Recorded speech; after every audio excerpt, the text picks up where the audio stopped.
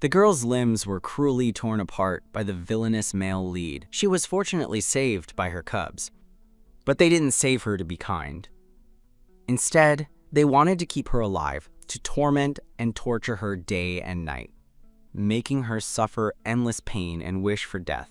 When I realized I had transmigrated into a Beastman novel and become the cannon fodder female supporting character who is ultimately torn apart by the villain, my vision went black. The villain, originally a known weakling in his clan, later became a powerful dragon beastman after he was consumed by darkness, becoming the most powerful being in the story. The original owner of my body had despised the villain. Even after having his cubs, she still longed for other men and constantly hit and cursed her own children. Eventually, she abandoned him and the cubs and ran away. After the villain transformed, the first thing he did was kill her to vent his anger. To change my terrible fate, I followed my memories to find the home I shared with the cubs. From a distance, I saw several small children being pushed around by a group of older cubs around 10 years old. The little ones were so skinny they were just skin and bones, with no strength at all. The older cubs were throwing mud at them. "What are you doing? Stop!" I yelled.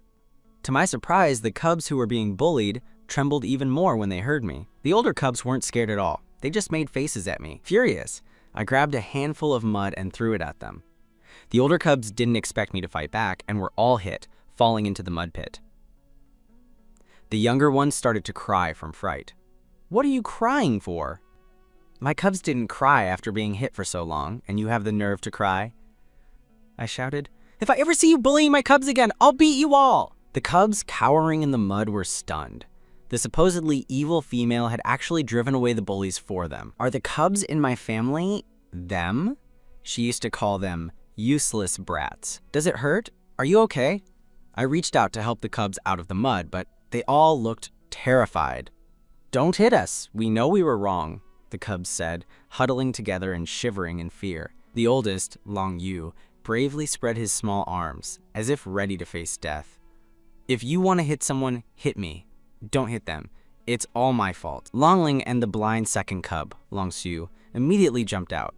"No! Don't hit our big brother!" The quiet third cub, Long Zhong, came forward, his face covered in scars that looked like centipedes. "If you want to hit us all. We're not afraid of you." Looking at the cubs protecting each other, my heart ached. The original owner had tried to get with the male lead of the book, but was discovered by the female lead.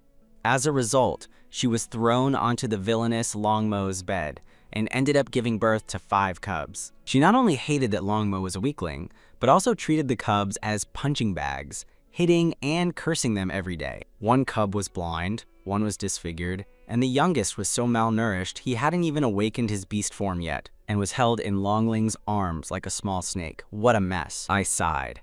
I managed to calm the cubs down and told them to go to the river to wash up while I went home to cook. The so-called home was just a dilapidated wooden shack. The moment I stepped inside, the stench of mold and feces almost made me throw up. I looked around, and besides a bed made of straw and animal hides, the only other thing was a pile of excrement in the corner. Forget cooking. I couldn't stand being in there for more than a minute. After a lot of mental preparation, I found a stick and some large leaves and cleaned the shack from top to bottom. As I sank onto the animal hide bed, wiping the sweat from my brow, a serious problem hit me. There was no food. Am I going to starve on my first day in this world? As I thought this, my surroundings suddenly shifted, and I found myself in a strange space. In front of me were rows of neatly arranged shelves filled with all kinds of food, from chicken and duck to fish and meat, as well as pots, pans, and bowls. It was a massive warehouse full of countless items, the legendary 10 billion yuan storage space from the novels. Overjoyed, I rushed to the shelves to pick out food, thinking of the scrawny cubs. The first thing I grabbed was a piece of pork belly. To my surprise, as soon as I took it, an identical piece of pork belly appeared on the shelf out of thin air. The shelves had infinite supplies. This made me even happier. After grabbing the ingredients and utensils I needed, I returned to the shack with a thought. I brought the things outside, used some flat stones to build a simple stove, and started cooking. Meanwhile, the cubs finished washing up but didn't come home. Instead, they hid in the woods nearby. I cooked the fragrant pork belly and rice, and after a while, they still hadn't returned. I went out to look for them and soon found their small figures huddled under a tree. "Oh, so you're hiding here. Come on, Mom has made dinner." The cubs looked terrified when they heard my voice. As I reached out to bring them back, they turned and ran. Longling accidentally tripped on a rock and fell. He thought he was about to get a beating, but instead, a warm hand helped him up. "Did you get hurt? Let me see," I said softly to the only female cub, taking the youngest, Long Yao, from her arms and leading her by the hand toward the shack. I knew the cubs were a close-knit bunch, and if I could get Longling to come back, the others would follow. The plan to win them over would have to be one by one. Sure enough, the other 3 cubs, seeing me take their siblings, quietly followed behind. I noticed their animal hide clothes were still wet and wanted to get them some dry ones, but there were no clothes for them in the shack. I went inside and used a pair of scissors from my space to cut the animal hide on the bed into 4 pieces. The original owner had always taken good care of herself, so the hide was clean and didn't smell. I took the cut hides back to the yard and saw the 4 cubs standing stiffly, their eyes glued to the pot on the stove, licking their lips. I told them to change out of their wet clothes, but they backed away. Seeing their wary looks, I sighed and called to Longling again. "Linger, come here. Mom will help you change clothes. After you change, we'll eat." The mention of food stirred something in Longling. Being the most delicate, she couldn't handle hunger as well as her brothers. I gently helped her change her clothes and then ruffled her hair, telling her to hurry up and eat. Perhaps it was because she was so hungry and I was being so kind, but her eyes welled up with tears. "Mom, are you really letting me eat? Will you still hit us in the future?" I immediately raised my hand and promised.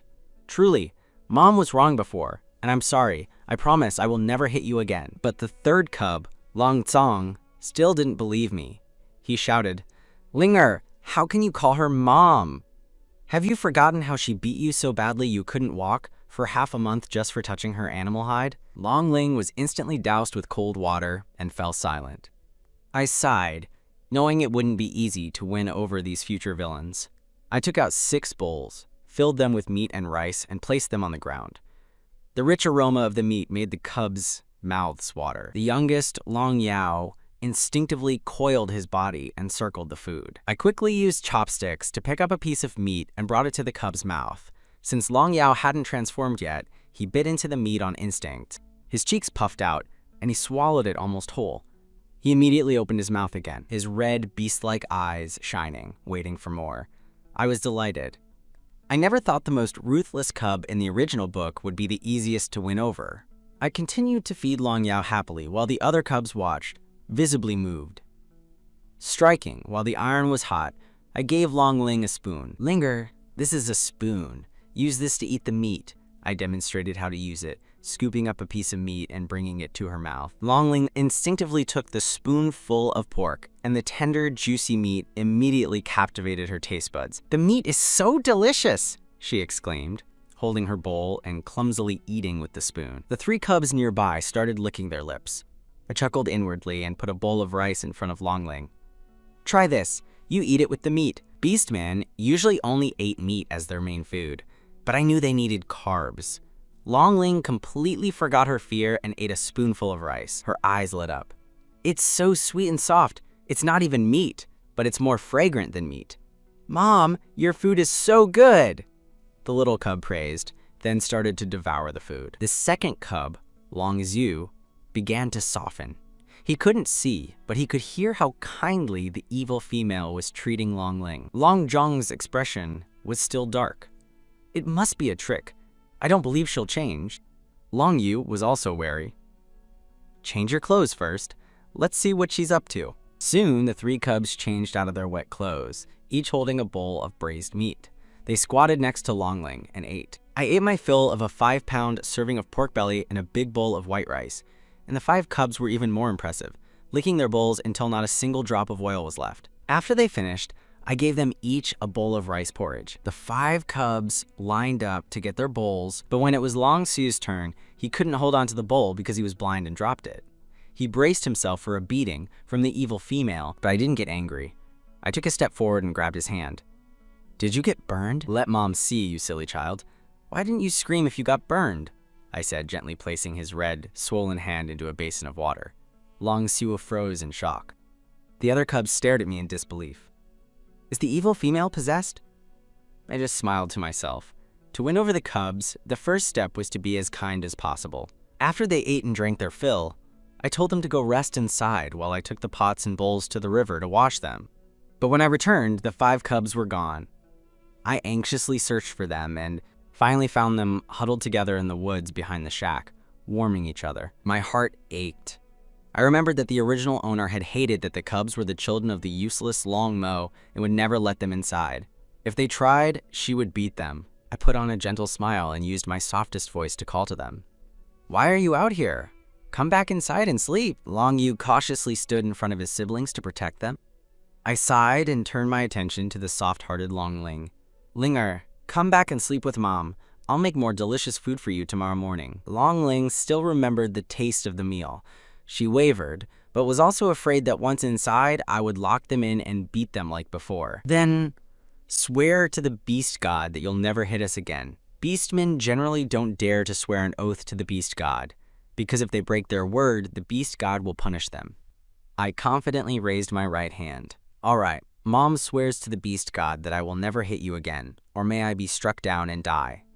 As soon as I said this, the cubs' eyes lit up, as if they had received the most reliable guarantee. FTER, a moment of serious consideration, the cubs decided to trust me one more time and followed me back home.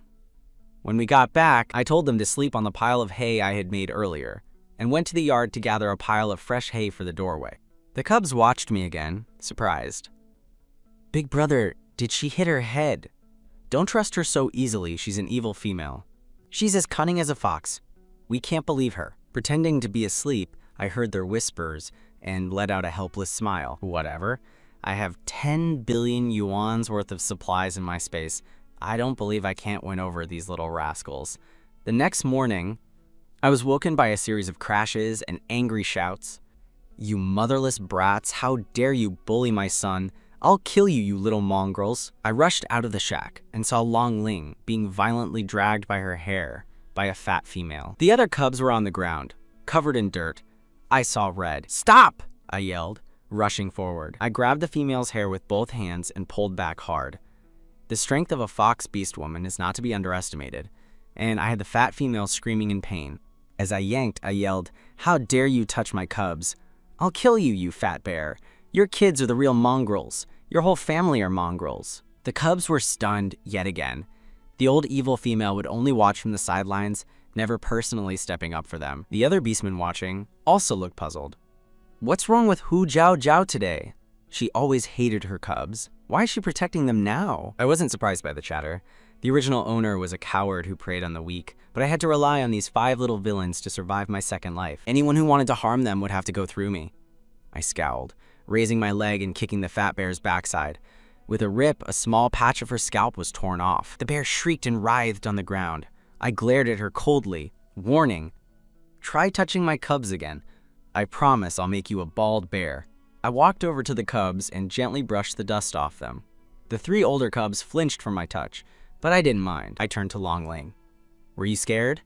Don't worry, Mom will protect you from now on. No one will ever bully you again. Long Ling was trembling with fear, and the youngest, Long Yao, was even more frightened.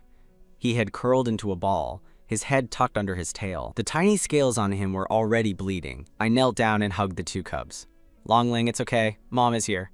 Feeling my warm embrace, the cubs calmed down a lot. Mom, will you really protect us? Of course. You're my cubs, and I'll always protect you. The thought of raising these scrawny, black-skinned cubs into healthy, adorable, and spoiled children filled me with anticipation. Just then, a crying bear cub ran up to the fat female.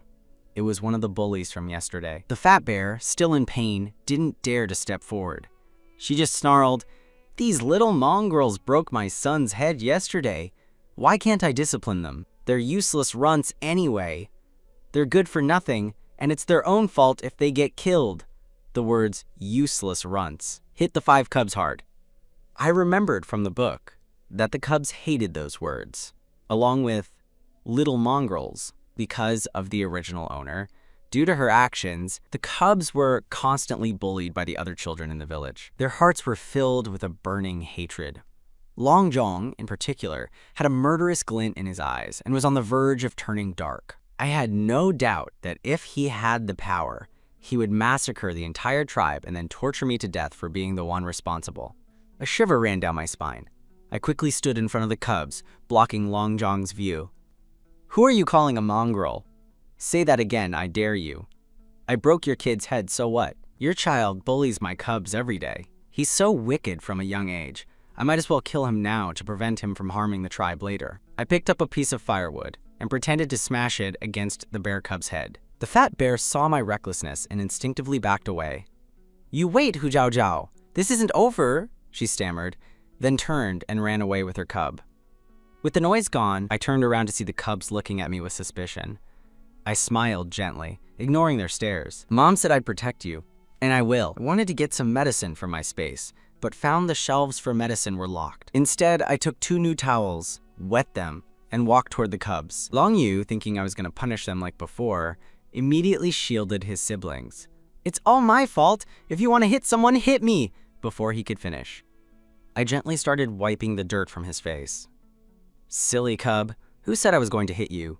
Just bear with me while I clean your wounds." Long Yu stepped back in shock, his eyes full of wariness. I didn't get angry. I handed him the towel. "You can wipe yourself. I'll go wipe your siblings."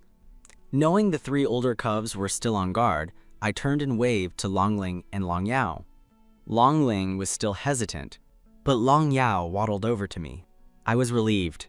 Finally, one of them was willing to approach me on his own. I picked up Long Yao and wiped away the blood from his body. The adorable little dragon cub's mouth made a baba sound, and I instantly understood. The little guy was hungry. After cleaning up the cubs, I took out some food from my space to cook. But as I stepped into the yard, I saw the 2 oldest cubs carrying heavy stone buckets of water. My heart sank. I quickly put down what I was holding and took the buckets from them. "You're too young to be doing this heavy work." Long Yu and Long Zhong saw my serious face and thought I was angry.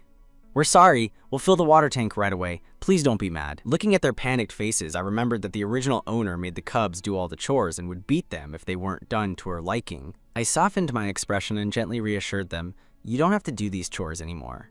Go play and just wait for me to call you for dinner." The 2 cubs looked even more panicked. "Please don't throw Long Zhu and Long Yao into the forest.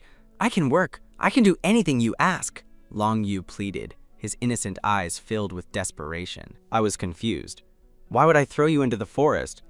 Then it hit me. The original owner had hated that Long Zhu was blind, and Long Yao was useless, and she would often threaten to throw them into the forest to be eaten by wild beasts. Long Yu had agreed to do all the work just to protect his younger siblings. I felt a headache coming on. The original owner was a disaster. I took a deep breath, trying to look as kind as possible. "Long Yu, don't worry. You're my cubs, and I won't ever throw you into the forest. I'll do these chores from now on, and I'll take care of you." Long Yu's dark face was tense as he watched me suspiciously. Long Zhong simply pursed his lips and turned his head away. I sighed, looking at the other cubs. Long Zhu was standing in the corner, one hand on the wall, his empty eyes staring in our direction. Long Ling stood by his side, holding a thick stick, his face full of wariness. I figured that if I didn't let them do any work, they'd feel uneasy. I pointed to the firewood next to Long Ling. "You can help Long Ling pick up the firewood. I'll start cooking after I get the water." Gathering wood was much easier than carrying stone buckets, so the cubs wouldn't have to work too hard. Long Yu nodded and went to help Long Zhong. Watching them, I finally sighed in relief. The original owner had left a deep impression on them. It was impossible to change their perception of me in such a short time. What a mess. It's so hard to clean up her act. Before long, a pot of hot rice porridge with meat was ready. The aroma of the porridge and meat was incredibly tempting. The cubs all swallowed at the same time, their eyes fixed on the pot, but none of them dared to go forward. They knew they couldn't eat until the evil female told them to, or they would be beaten. I noticed their expressions and smiled, reaching for the bowls to serve them. But before I could put the ladle down, I felt a wave of weakness, and my vision went black. I collapsed. The cubs were bewildered. "Big brother, what's wrong with her? Is she dead?" Long Ling asked, looking at me worriedly. Although he used to hope the evil female would disappear, now that she might be dead, he wasn't happy at all. "Good. Now no one will bully us anymore. Long Zhong scoffed, his gloomy eyes cold. Long Yu's gaze was more complex. Remembering my strange behavior over the last 2 days, he knelt down and felt for my breath. She's not dead, she just fainted. What do we do now? Should we find a shaman to save her? No, Long Yu said flatly, his young face showing a wisdom beyond his years. We don't have the meat and animal hides to pay a shaman. When they had been beaten to the brink of death by the evil female, she never took them to a shaman. Long Zhong suddenly walked over and picked up the cleaver I had been using to cut meat. I say we kill her now. The cleaver glistened in the sun, reflecting on his sinister face. He had hated the evil female for a long time and wished she would die. The cubs were tempted. If they killed her, they would never be beaten again. No, if you kill her, her grandmother's family won't let us get away with it, Long Yu said, being the most rational. He was afraid her family would get revenge on them and throw them into the forest. That family would do anything for the evil female. After some debate, the cubs decided to leave me to my fate. They worked together to carry me into the shack and place me on the haybed. Big brother, she has a wound on her head, Long Ling said, discovering that the back of my head was bleeding. She really did hit her head. No wonder she's been so weird since yesterday, cooking for us and letting us sleep inside. I wish she would stay like this forever. We don't know if she's crazy, but did any of you notice where she got the meat and food from? Long Shu, who had been silent, suddenly asked. Aside from Long Yao, who paid no attention to the world around him, the other 3 cubs were stunned. Oh yeah! Where did the meat come from? The last piece was stolen by the bear cubs, wasn't it? Wang Ling was puzzled. The meat from yesterday was so delicious, he hadn't even thought about it. And all that strange stuff in the yard? I've never seen it before. She must have stolen all that stuff. Maybe I should just kill her. While the cubs argued, I was having a nightmare. I dreamt that my limbs were broken, and I was held hostage by the cubs in a large water tank. Every day, they would inflict new wounds on me, then sprinkle salt and chili powder into the water. Their hateful eyes burned into my body like fire. I was startled awake, and before my mind was clear, I heard Long Zhong say, maybe I should just kill her. For a moment, I thought I was still in the dream, but then I saw them. The cubs were still just little kids, skinny and small, not the black-hearted villains from my nightmare. I let out a long breath, my face covered in cold sweat. My head throbbed. I had been so busy last night that I didn't pay attention to the cut on the back of my head. Who knew it would make me faint today? That bear cub's mother really was a savage. I propped myself up and spoke softly. Zhonger, who are you thinking of killing? The cubs jumped in fright and turned around, looking at me with a mix of fear and confusion. I just stared at them mournfully. Longling quickly smiled. Mom, third brother meant that the beast man who hurt you was so mean. He wants to kill that beast man to get revenge for you. I chuckled to myself. Even a ghost wouldn't believe that. But I still forced a smile. Oh, so Zhonger cares about Mom so much? That makes me so happy. I didn't expose their lie. A wet feeling on the back of my hand made me look down. It was Long Yao, diligently licking my hand. My heart softened. The youngest was the most considerate. I looked up and saw that the porridge was almost dried out by the sun. Why didn't you eat the food Mom made? Long Yu said stiffly. You didn't tell us to.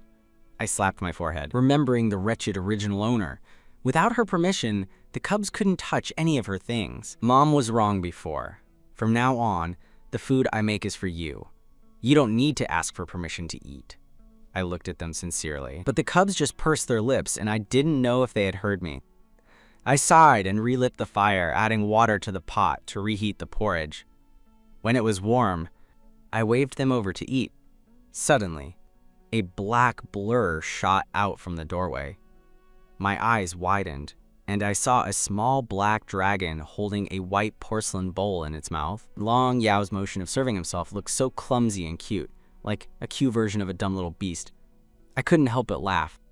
The fragrant meat porridge was delicious, and the cubs quickly finished a big bowl. Longling held his empty bowl, staring longingly at the pot and licking his lips. Eat more. If you're still hungry, just tell me. Mom won't let you starve. I refilled their bowls, smiling gently. Besides Long Yao, the cubs all had complex expressions. She can't hunt. How is she going to keep us from starving, they thought. A hint of panic flashed in their eyes. What are you trying to do to us? What's your scheme? Just Tell us straight. Longjong was the first to voice his suspicions. Are you trying to sell Linger to a wandering beastman? Long Yu asked, his face cold and indifferent. Longling looked at me in fear. Mom, please don't sell me. I can work. I can pick fruit for you. He was so afraid that this would be his last meal. I was completely confused. What was going on? The original owner was just cannon fodder, and the author hadn't given her much of a backstory. I had no idea what she had said to the cubs. Just as I was wondering, Longjong seemed to understand. He stood up suddenly, throwing his bowl on the ground. I knew it! You're up to something! You can't bribe us with food. Don't even think about it. If you dare sell Linger to a wandering beastman, I will kill you! His eyes were filled with hatred and murderous intent. The other cubs also glared at me, as if I had done something unforgivable. Linger is my cub. Why would I sell him to a wandering beastman? I heard you! You want to trade Linger for a wandering beastman's animal hides and meat? Tears welled in my eyes at their expressions of disbelief.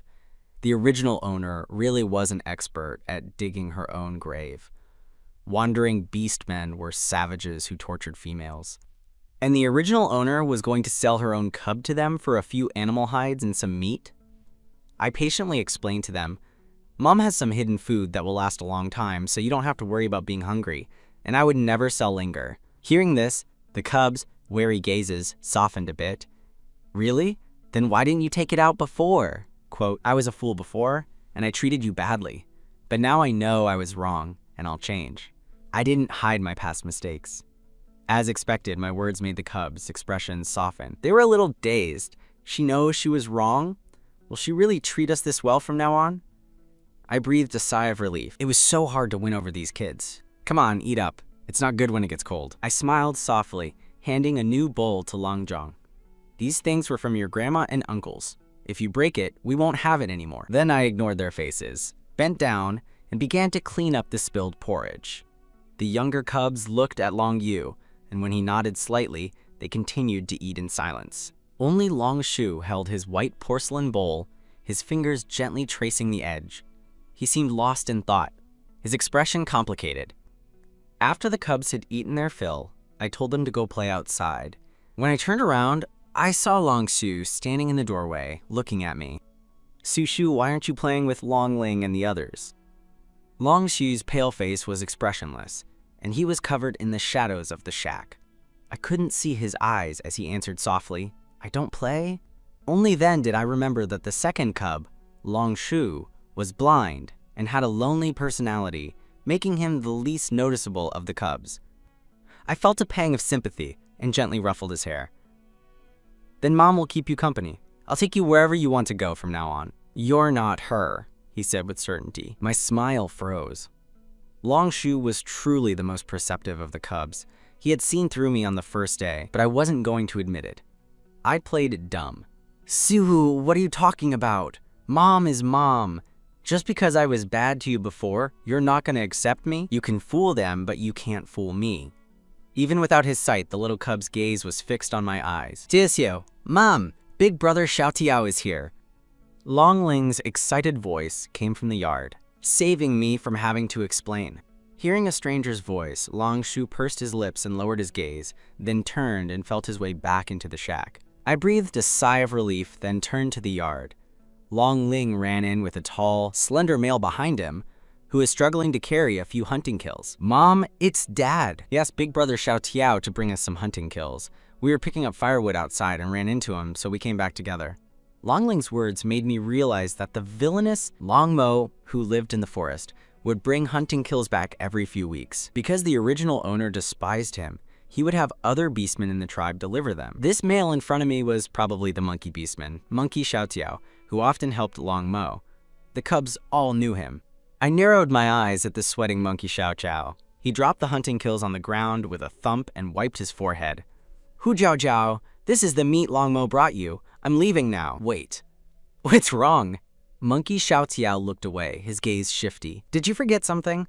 The hunting kills were small, 2 medium-sized sheep, and a pathetically scrawny speckled bird. What? I don't know what you're talking about, he said, turning his head away, looking guilty. The cubs all looked at him, their gazes like hooks. I sneered. pointing to a wound on one of the sheep. "This isn't from Long Mo. You stole his hunting kills and brought me this garbage. Do you think I'm an idiot?" Monkey Xiaotiao panicked. "You're lying. How do you know? I'm just trying to help you, and you're accusing me? I'm not helping you ever again." "I know, because the wounds on these animals are small, not from Long Mo's claws." I remembered from the book that even though Long Mo was called a weakling, he was a skilled hunter.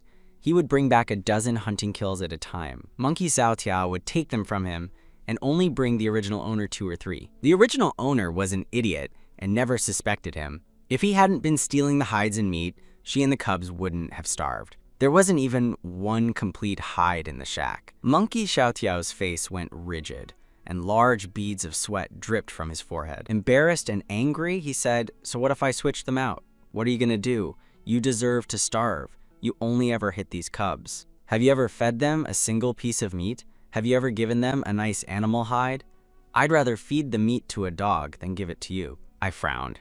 I knew the original owner treated the cubs badly, but that didn't justify stealing.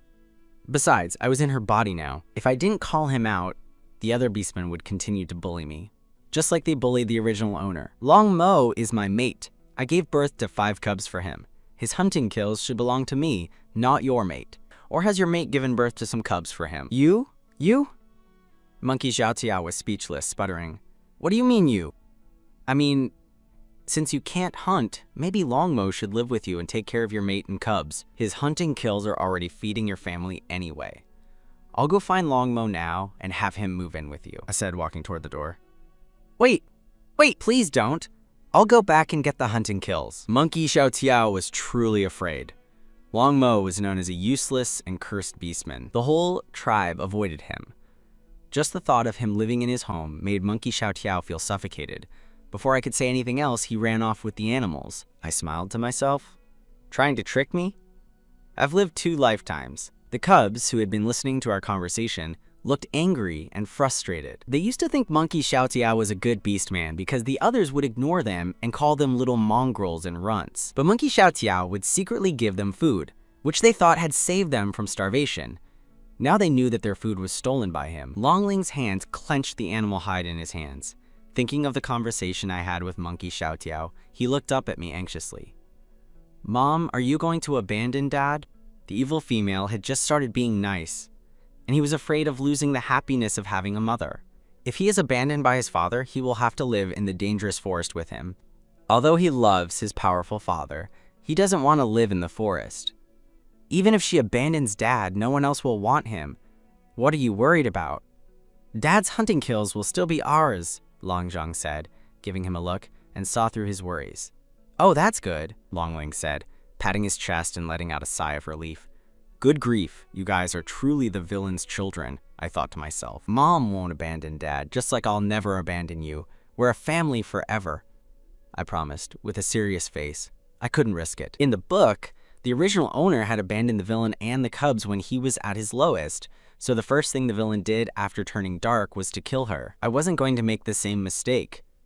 "You're a liar," Longzhong said as usual, giving me a dirty look. "You don't want Dad to live here because you despise him, and you're trying to lie to us." I sighed helplessly. Having such smart cubs wasn't always a good thing. The house is too small. If your dad comes back, there won't be enough room for all of us. When Mom builds a bigger house, I'll call your dad back to live with us. Longzhong's face hardened. "Liar! You can't build a house." "How do you know I can't?" I found this third cub quite adorable, especially when he got so mad he bristled like a hedgehog. If only he didn't constantly tell the other cubs to kill me, he would be even cuter. "You've never seen a house before," Longzhong huffed. "I've never cooked for you before, but I did yesterday, didn't I?" "You're still lying." Longzhong couldn't think of a comeback and turned his head away stubbornly. I had to bite my lip to keep from laughing. I couldn't tease him anymore. He was about to explode like a balloon. While Longzhong and I were arguing, Monkey Xiaotiao brought back more hunting kills. A 300-pound black ox, 2 adult deer, and a white fox. The ox and deer had clean head wounds and didn't even bleed, which showed how severe Longmo's obsessive-compulsive disorder was. My gaze shifted to the white fox, whose head was half severed and its limbs were broken. I was sure Longmo did it on purpose. The cubs' eyes lit up when they saw the fat prey. Dad brought back so much. We have so much meat. We won't be hungry again, they exclaimed. In the book, it said that Long Mo would bring back 12 kills every 2 weeks, but Monkey Xiao Tiao had been hiding them all, and he still tried to lie to me. Long Yu's face darkened when he heard this. He instinctively knew that if I said something was wrong, there had to be a reason. How many of Dad's hunting kills have you hidden? I only had these.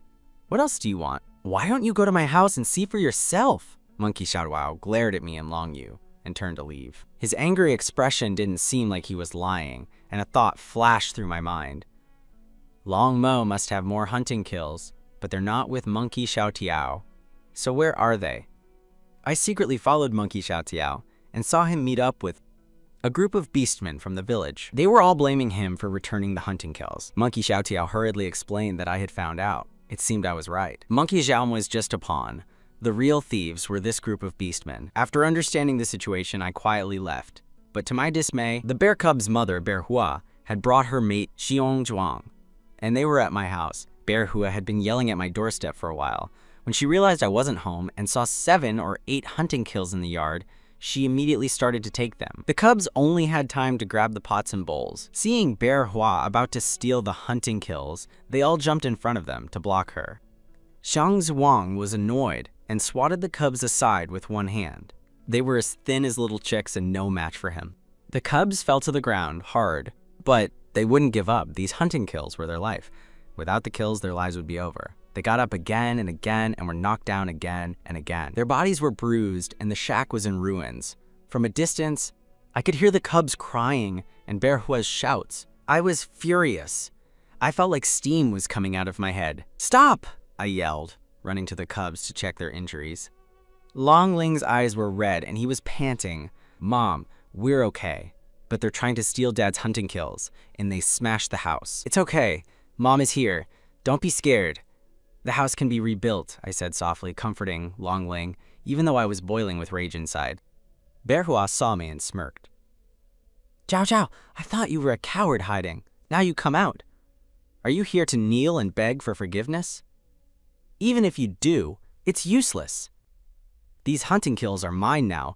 You tore a piece of my scalp off, so this is your compensation," she said, picking up a hunting kill and starting to walk away. "Stop! You destroyed my house and you think you can just leave?" Bear Hua was surprised that I dared to talk back. Before, she would just hide. "So what if I destroyed your house? I can do whatever I want. What are you gonna do? Why don't you try destroying mine?" A glint flashed in my eyes. That's a good idea, but that wasn't the most important thing right now. Leave the hunting kills and then leave. I had plenty of food in my space, but I didn't want to see Bear Hua's smug face. I'd rather let the meat rot than give it to a female like her. "Hu Zhao Zhao, who do you think you are? You want me to leave them, so I will? Why don't you try taking them?" Xiong Zhuang laughed mockingly. "You useless female." "You can take the hunting kills," I said, my hand behind my back as I took a cleaver from my space. When they turned their backs, I rushed forward, my right hand holding the cleaver, my left grabbing Bear Hua's hair. In the next second, the cleaver's sharp tip was at her throat. "You can take the hunting kills, but first you'll have to leave your life. You corner a person, and they'll bite back." Bear Hua had been bullying the cubs and me, smashing our home and stealing our food. She must have thought I was a pushover. "Hu Zhao Zhao, you dare to grab my hair? Let me go, or I'll beat your face into a pulp, you little slut!" Bear Hua shrieked. She was fat but afraid of pain. She didn't realize the danger she was in. "Get away from me, you little slut. Xiang Zhuang, get over here and help me. My hair." Xiang Zhuang wouldn't let his mate be bullied. He dropped the hunting kill and came to help. I tightened my grip on her hair and the cleaver went in a little deeper. "Try coming any closer. I'll cut her throat right now." I moved my finger, and the sharp cleaver sliced a small cut on Bear Hua's neck. Red blood seeped out. "Ah, Hu Zhao Zhao, you evil female. If you kill me, the tribe leader won't let you get away with it." Bear Hua screamed, her face turning pale as she felt the pain. "Let Bear Hua go, or don't blame me for fighting back," Xiang Zhuang threatened. I sneered. "Let her go, so you can steal our hunting kills and let me and my cubs starve? I'd rather we all die together." I turned to Long Yu. "You're make a fire and get a torch." Long Yu was startled. How did she know I learned how to make a fire? The tribe had a way to make fire, but only the chief knew the secret. He had secretly learned how when he saw me do it, he didn't think twice and ran into the shack. A moment later, he came out with a blazing torch. I glanced at the torch and stared at them defiantly. "If you want the hunting kills, we'll all die together," I said to Long Yu. Light her up." Beastmen didn't know the power of a knife, but they knew fire could kill them. Long Yu held the torch tightly and pretended to light Bearhua on fire. "Hu Jiao Jiao, you're crazy! I don't want to die with you! Let me go! I don't want your stupid hunting kills!" Bearhua screamed, terrified. Zhang Zhuang also nodded. "We won't steal your hunting kills. Just let Bearhua go. We can talk." I gave Long Yu a look, and he stopped, holding the torch next to Bearhua's face. Her face was scorching, and her hair was singed. "You destroyed my house, and now I have no place to live. I might as well die with you." Do it." No, I'll help you rebuild the house. Please don't hurt Bearhua." Zhang Zhuang quickly raised his hands, afraid that if I twitched my hand, Bearhua would die. "How do I know you won't bully us while you rebuild the house?" "No, I'd rather we all die." "What do you want?" "Anything. As long as you don't hurt Bearhua, I'll do anything you say." Zhang Zhuang gave up. Beastmen were bullies who preyed on the weak, and I knew that. Bring me 2 hunting kills, and I'll let her go. I wasn't going to pass up a good deal. We needed more hides for the cubs, new clothes. "Okay, I'll go get them," Zhang Zhuang said, rushing home and coming back with 2 fresh kills. I took the cleaver away from Bearhua's neck and gave her a mean look. "I'll let you off this time. But if I ever see you bullying my cubs again, I'll chop off your head and throw it in the forest to feed the beasts." Bearhua shivered in fear and didn't dare to say another word. The 2 fat bears ran away, defeated. Long Ling jumped up and cheered happily. Long Yao nudged my hand with his head in delight. Long Yu and Long Shu also relaxed, but Long Zhang was still scowling. "What's the point of having the hunting kills? The house is gone." "Third brother, at least Mom protected the hunting kills so they didn't get stolen. We would have starved if it weren't for her," Long Ling said, tugging on Long Zhang's hand, speaking up for me for the first time. "HMPH, did she give us any food before? I don't need her to pretend to be a good person," Long Zhang said, his face still dark, the scars making him look even more gloomy. I glanced at the hostile Long Zhang, but didn't say anything. I walked to the hunting kills to prepare them. Long Yu put out the torch but saw that the wound on my head was bleeding again. I forced a smile. I couldn't do anything about it. I wasn't a doctor, and the medicine shelves in my space were locked. My wound would just have to heal on its own. Long Yu's brows were still furrowed. "There's some extra meat at home. Take some to the shaman. Don't die in the house." "No. He can't take the meat," Long Zhang immediately objected.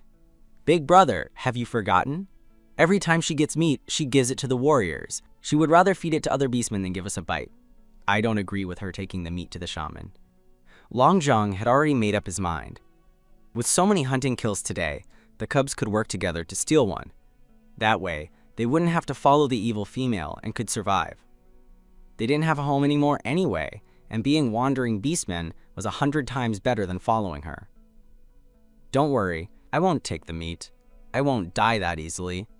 I thought of the half-assed shaman in the book and immediately gave up on the idea. I remembered the tribe's shaman was an old blind man who had 1 foot in the grave. No one he treated lived longer than he did.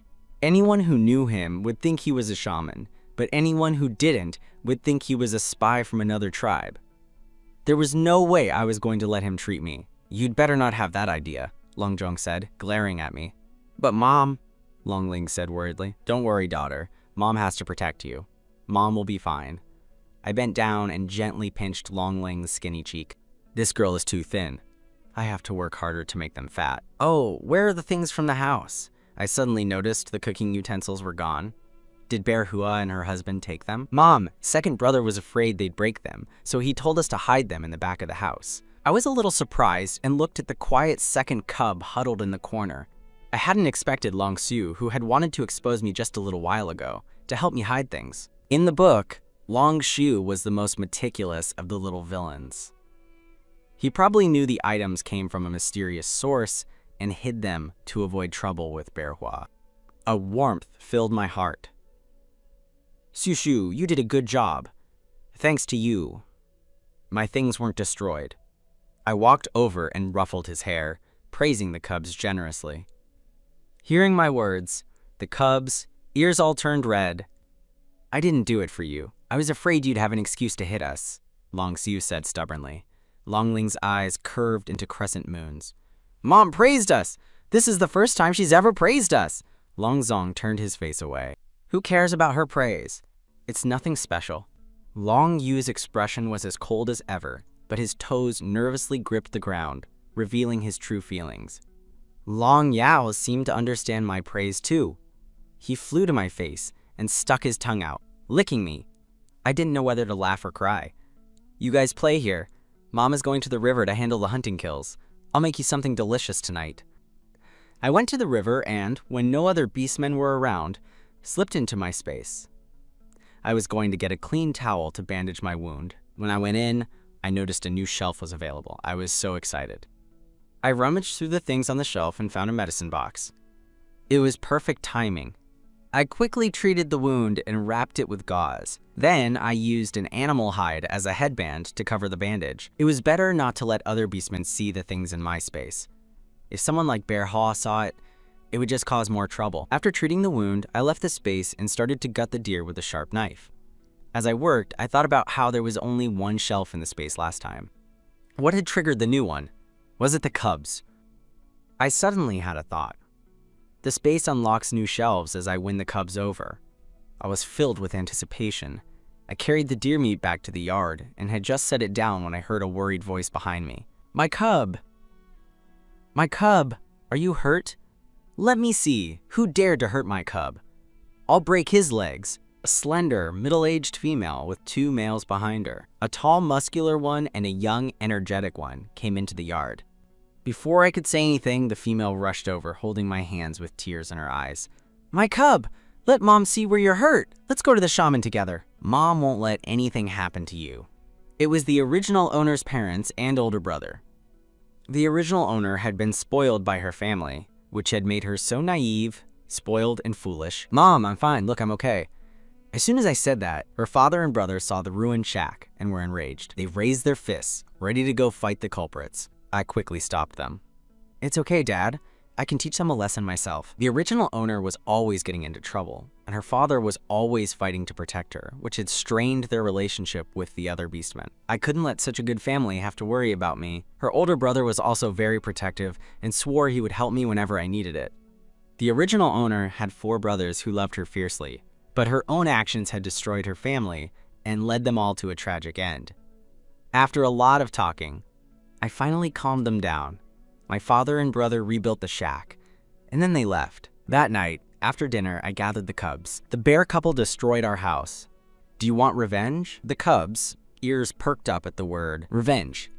Yes, Mom! How do we get revenge? I grinned, a look of confidence on my face. An eye for an eye. Early the next morning, the bear couple went hunting, leaving only their son, Bear Q, at home. Long Ling stood in front of their house with a piece of beef and began to eat it. Bear Chu, who had been starving for 3 days, stared at the meat. Long Ling, give me that. That's my meat. Why should a little mongrel like you get to eat meat when I'm hungry? He yelled, rushing forward to snatch the meat. Long Ling dodged him and made a face. Nya, nya, nya, come and get it if you can. He threw the meat into the air, and Long Yao caught it and flew into the forest. Bear Q ran after them, cursing. Just as he was about to catch Long Ling, he stepped into a deep pit. Ah, you little mongrels, you set a trap for me! Bear Q screamed, dazed from the fall. Suddenly, a barrage of small rocks came flying down at him. You dare to hit me? We sure do. You're the mongrel. Your whole family are mongrels. That's what you get for bullying us. If you ever do it again, we'll smash your head to a pulp, the 3 cubs yelled, throwing rocks even harder. Even Long Yao joined in, carrying rocks in his mouth and dropping them into the pit. But his movements were too slow, so he stopped, thought for a moment, and flew over the pit. He closed his eyes and pushed hard. With the splash, a loud and smooth sound echoed. The 3 cubs all pinched their noses and looked at Long Yao in disgust. 5th brother, you pooped! Long Yao was a little beast and felt no shame. He wagged his tail, wiped his bottom in the air, and flew proudly behind Long Yu. I helped Mom punish the bad guy. Mom will give me lots of meat, right? Long Yao was filled with determination at the thought of more meat, while the cubs led Bear Q away. I came out with a bucket of gasoline. I quickly poured it over the walls of the bear family's shack, then lit a match and threw it on the gasoline. Whoosh! The flames immediately roared, devouring the shack. Meanwhile, Bear Hua ran to the tribe leader and complained. She stole the secret to fire! I saw her with my own eyes. She was trying to burn me alive. We can't let a thief like her stay in our tribe. The tribe leader's face hardened, and he said he would investigate. Bear Hua was secretly happy and followed him. They hadn't gone far when a male beastman ran up to them. Bear Hua, there's a fire at your house. What? My house is on fire? Bear Hua was stunned. I don't know, but you need to go see. Bear Chew is still at home. Bear Hua's eyes widened in fear. She ran home to see her shack engulfed in flames. She almost fainted. Bear Chew is in there. Everyone, help me put out the fire. All the beastmen started to get water from the river to put out the fire. Bucket after bucket was poured on the flames, but they didn't lessen at all. The fire was still burning fiercely. This fire won't go out. What's going on? After a dozen buckets, some beastmen realized something was wrong. Bear Hua saw them stop and pushed them away, screaming, Why did you stop? Keep getting water. What good are you if you can't even put out a fire? If anything happens to my Bear Chew, you'll all pay. The tribe was a mixed community with different beastmen who usually got along and helped each other. But after hearing what she said, the beastmen who were helping looked disgusted. We were just trying to help, and you're so unreasonable? Fine, I'm not helping anymore. You can get the water yourself. They angrily threw down the buckets and left. The female she had pushed away also moved back, not wanting to be near her. Bear Hua fell to the ground and began to wail. My Bear Q, you beasts who stand by and watch others die, I hope you all die a horrible death. If my Bear Q dies, I'll never forgive you. I stood outside the crowd with the cubs, watching everything. Bear Hua saw me and seemed to realize something. She got up and ran toward me, enraged. Hu Jiao Jiao! You did this! You stole the secret to fire from the tribe leader and used it to harm me. You killed my cub. I'm going to kill you. I raised my leg and kicked her hard in the knee. Pow! Bear Hua's legs buckled, and she fell to her knees. Bear Hua, what are you doing? I've already forgiven you for destroying my house and hitting my 5 skinny cubs. You've already paid me back with 2 hunting kills. You don't have to kneel down to apologize. I acted like an innocent victim, looking at her in surprise. The other beastmen looked at Bear Hua in disgust. Bear Hua was humiliated and angry. Hu Jiao Jiao, you're a liar! You did this out of revenge! You burned my house! I'll get revenge for Bear Q, she yelled, lunging at me. I quickly told Long Yu to take his siblings and go. If she actually fought, I knew I was no match for her. Long Yu, however, looked at me with a complicated expression. The evil female is facing the danger alone and telling us to leave first. In the past, he would have run without hesitation. But then he remembered how I had helped them plot their revenge against Bear Q. If not for my plan, they would have been endlessly bullied. Big brother, what are you waiting for? Let's go, Long Zhong urged. Long Yu frowned and pushed Long Zhong's hand away. You take Long Ling and 5th brother back first. Big brother, you're not going to help the evil female, are you? Long Zhong's eyes widened, and the scars on his face twisted in anger. I said, you go first. Long Yu's face was cold, and he gave a command. Among the cubs, Long Yu's words held the most authority. Long Zhong looked at him, seeing a shadow of their father, gritted his teeth and took Long Ling and Long Yao away. Seeing them leave, Long Yu turned around. Suddenly, his shoulder felt heavy. He looked down and saw a small black dragon with a happy wagging tail. Its round, red eyes blinked. The small dragon seemed to be saying, follow the evil female and there's meat to eat. Don't think about getting rid of me, bad big brother. Long Yu's head was spinning. If you're going to stay, fine, but are you sure you won't poop again, little 5th? Long Yao rolled his eyes, then closed them, carefully feeling the rumbling in his stomach. He then nodded seriously. After I pushed the cubs away, Bear Hua pounced on me, her hands turning into brown bear paws. A single swat could smash a person's brains out. Holy crap, no fair. I was ready for a fight, but I'd forgotten the beastmen could transform into their beast forms. I was about to dodge when a long, powerful hand appeared and grabbed Bear Hua's paw. Bear Hua, try touching my little sister again. I looked up and saw a tall, handsome male blocking me. 2nd brother? I said, trying to confirm. The original owner's 2nd brother was exceptionally handsome, the most beautiful of her 4 brothers. He was one of the most handsome males in the entire tribe. "I'll tell everyone that you only need 2 stones to make fire," he said. The other beastmen were shocked. How is that possible? The last chapter ended with the handsome Hugh's second brother appearing to stop the enraged Manhwa just as the tribe leader arrived. Manhwa ran to the tribe leader and accused me of not only killing her cub, but also stealing the secret to fire. I calmly denied it. "Tribe leader, it's not true. If I started the fire, why wouldn't water put it out? I'm not that powerful." The other beastmen thought my words made sense. They all thought the original owner was a simple-minded idiot. Manhwa was so angry that everyone was siding with me. She insisted I was lying. Just then, a horrible stench filled the air, and the beastmen all covered their noses. A stinking, meaty ball rolled in. "Mom, I'm not dead! I'm here!" Bearku had finally climbed out of the pit and was told he was dead as soon as he got home. "Bearchu, you're not dead! Why are you like this?" It was those useless little mongrels. "Long Yao and the others! Mom, you have to get revenge for me!" he sobbed, retching as he tried to jump into Manhwa's arms. She pushed him away in disgust. "Mom, you too? You don't want me either?" Bearchu cried even harder. "Tribe leader," he said. "You heard her. Hu Jiao Jiao burned my house and ordered Long Yao to bully me. You have to do something." I immediately turned into a fragile, innocent victim. "Tribe leader, everyone knows I don't treat my cubs well. Why would they listen to me? Maybe they just wanted to get revenge for being bullied by Manhwa's family." My words were so righteous, and the beastmen nodded in agreement. "And her house was burned for no reason? It must be because Manhwa has done too many bad things, and the beast god is punishing her. Now she's trying to frame me. A dog can't stop eating poop." The beastmen's expressions changed as they looked at Manhwa. "No way, Hu Jiao Jiao! You're talking nonsense!" Manhwa was flustered and looked at the tribe leader. The tribe leader's eyes fell on me.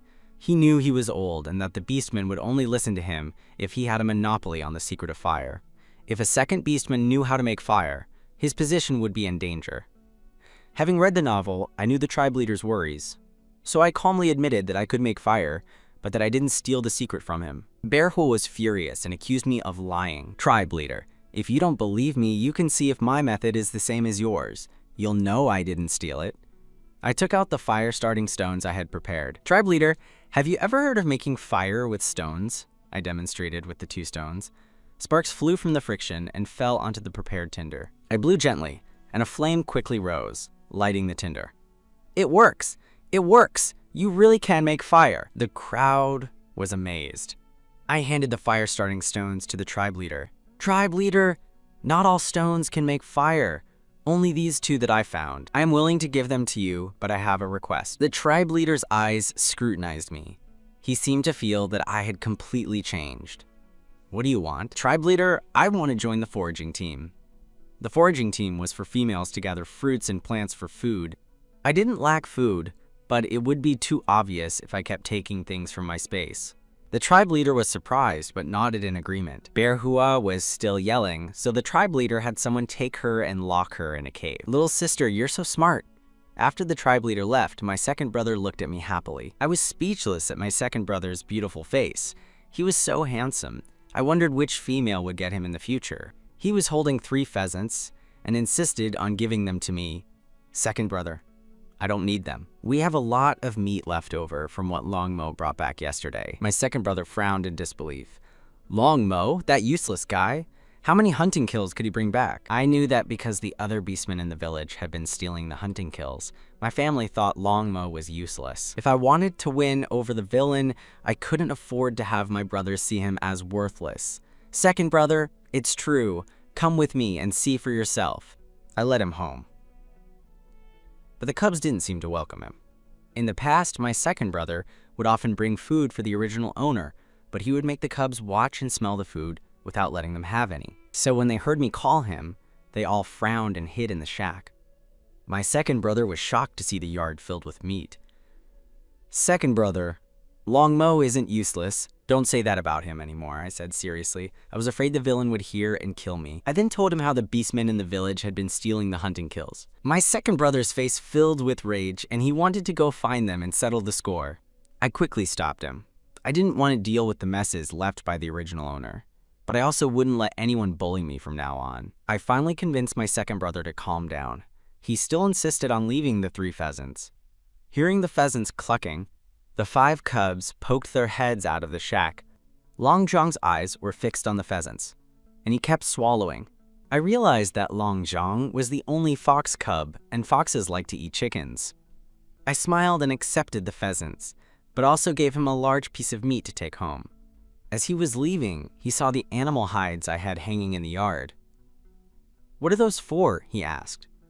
"Oh, I'm going to dry them and make clothes for the cubs." He looked at me with a strange expression. "Little sister, that's not how you soften hides. If you dry them like that, they'll become hard and unwearable." I was stunned. "Is that so?" He saw my blank expression and laughed. He said he would teach me how to soften hides next time. I nodded excitedly. After my second brother left, I looked at the hides and thought, even if these hides can't be used for clothes, I can make shoes. The beastmen here don't wear shoes, and neither do I or the cubs, so I decided to do it. While the cubs were out playing, I went into my space and found a needle and thread. I remembered my grandmother's shoes from when I was a child and began to make shoes from the hides. In no time, I had made 4 pairs of small shoes. Long Yao hadn't transformed yet, so I didn't make him a pair. I was very satisfied with the 4 pairs of delicate, little shoes. The craftsmanship was decent, but the material was plain, so the shoes looked simple. But they were good enough to wear. I was tired from sewing and leaned against a stone pillar in the yard and fell asleep. I had a memorable nightmare. I dreamt that the cute Long Yao was torn to pieces and died in front of me. My cold, absentee husband, who had been away, finally came home. But when he did, he found that his once spoiled and arrogant wife had become gentle and kind. She had also raised the cubs, whom she had abused, into chubby, healthy children. The cubs didn't rush to hug his leg and call for their father like they used to. Instead, they looked at him with disgust. "Dad, why didn't you bring Mom back? Are you useless?" The villain was so angered by their words that he started to wonder if he was useless. The last chapter ended with me making comfortable hide shoes for the cubs. They all loved the shoes. Long Zhang in particular kept saying he didn't want them, but he hugged them and wouldn't let anyone else have them. But now Long Yao was missing. He had been with Long Yu when they went into the shack. I broke out in a cold sweat. I immediately remembered my nightmare. Long Yu noticed something was wrong. Usually, it was fine if Long Yao went missing for a little while, but this time he was worried. "What's wrong?" he asked. "Long Yao might be in trouble," I said, sitting up, ready to run out and look for him. The cubs also realized something was wrong. I remembered in my dream that Long Yao had died in a patch of wasteland. I turned and asked them anxiously, "Do you know where the wasteland is near the tribe?" Long Yu answered calmly, "It's south of the tribe, past the river." At that moment, Long Yao, who had been lured into the wasteland, didn't know the danger he was in. A giant wolf was hiding in the grass, its green eyes fixed on him. Long Yao was happily eating when he looked up and saw a pair of green eyes. He was so scared. 1 pair, 2 pairs, 3 pairs. He was surrounded by a pack of wolves. He used all his strength and flew up with a whoosh, but the hungry wolves wouldn't give up. They chased him, their mouths open wide. Just as he thought his time was up, Monkey Xiaotiao suddenly saved him from a wolf's mouth. He grabbed Long Yao and ran through the wasteland, but a huge gray wolf was still chasing them. Monkey Xiaotiao used his last bit of strength to throw Long Yao away and turned to fight the wolf. "Little cub, run!" He knew he couldn't get away, but Long Yao could fly, so at least one of them could escape. When I arrived, I saw this scene. I immediately took a cleaver from my space and swung it at the gray wolf without hesitation. Long Yao almost burst into tears when he saw me. Monkey Xiaotiao looked at the 2 wolves with smashed heads and was shocked. Since when did Hu Jiaojiao become so powerful? "No time to explain! Run!"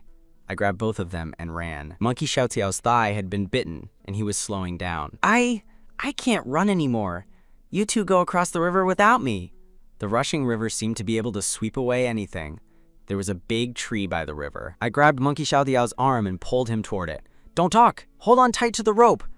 We quickly grabbed a rope and went across the river. Long Yao flew in the air. Soon, a few gray wolves ran to the riverbank, baring their teeth as they watched us escape. After crossing the river, Monkey Xiaotiao and I were so tired we lay on the ground, panting. I was about to thank him when he beat me to it. "Thank you. He had completely forgotten our past grudges. I saw a huge gash on his back, bleeding profusely. In this backward beastman world, even a small cut could be deadly. Monkey Xiaotiao said he was fine, but his face showed a sense of resignation. I frowned, discreetly took some hemostatic medicine and gauze from my space and handed them to him. "What's this?" he asked, looking at the items in his hands. "It's medicine and gauze to stop the bleeding. Just tie it on your wound. After all, we were different genders, and I didn't want him to get my scent and cause unnecessary misunderstandings back in the tribe." Monkey Xiaotiao came to his senses and tied the gauze to his wound. A minute later, the bleeding stopped. I was shocked. I didn't expect the hemostatic medicine from my space to be so effective. Monkey Xiaotiao's eyes widened in disbelief. "Hu Jiao Jiao, are you a witch doctor?" In this world, witch doctors were healers who could use magic to cure beastmen's injuries, and only females could awaken this power. I thought about it and decided against impersonating a witch doctor and exposing my space.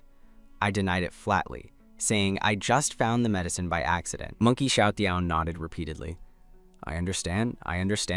I swear on the beast god that I won't tell anyone." "Big brother, what do you understand? When I brought Long Yao home safe and sound, the cubs all jumped up in surprise. They even thought I was trying to secretly sell him." "Mom, fifth brother!" Long Ling flew over and hugged me. He knew Mom hadn't turned evil. She had brought his brother back. Long Yu looked at my disheveled state with a complex expression. Although Long Zhong still looked disgusted, my actions had touched his heart. Long Shu secretly gave me an animal hide skirt. "This is my favorite one. I hid it for you," he said. I was both amused and touched by the little cub. "Thank you, Shu Shu. I was just looking for this skirt. I'm so glad you hid it for me. You're such a good boy." I patted his head. Long Shu looked a little flustered. "Go change out of your wet clothes. If you get sick and die, no one can save you," he said, trying to be tough. I smiled. My second son was just like my third. Even though he was rude, he still cared about me. Speaking of hides, the ones I had dried were used for shoes, and now I had none. So I decided to take some meat to the old bull beast man in the village and trade for some hides. As I walked through the village with 2 bags of meat, a male beastman blocked my way. It was the original owner's love interest, and the male lead of the book, Ying Yuan. "Hu Jiao Jiao, it's you again. I've told you many times, I like Menor. I won't like you no matter how much meat you give me." Ying Yuan rolled his eyes. The original owner, because she liked him, would constantly give him meat, even though she and the cubs were starving.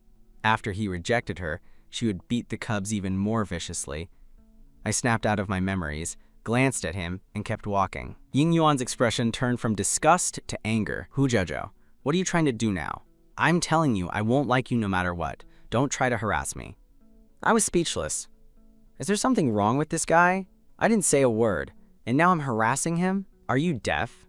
You're in my way, and who told you I was giving this meat to you? Am I stupid or something? Why would I give meat to a guy who has all his limbs and curses me every day? Ying Yuan's face went pale, but he was convinced I was playing hard to get. He scoffed, looking down on me. "Hu Jiao Jiao, don't think you can fool me with your words. I know you haven't given up, otherwise you wouldn't be here with meat. I'm telling you, Menor is my only mate. You can't compare to her, and you only make me sick." I almost choked. Can this guy not understand what I'm saying? He seemed normal in the book? Yes, you're right. So, can you move now? I'm busy. I don't have time to waste with you. My dismissive attitude only angered him more.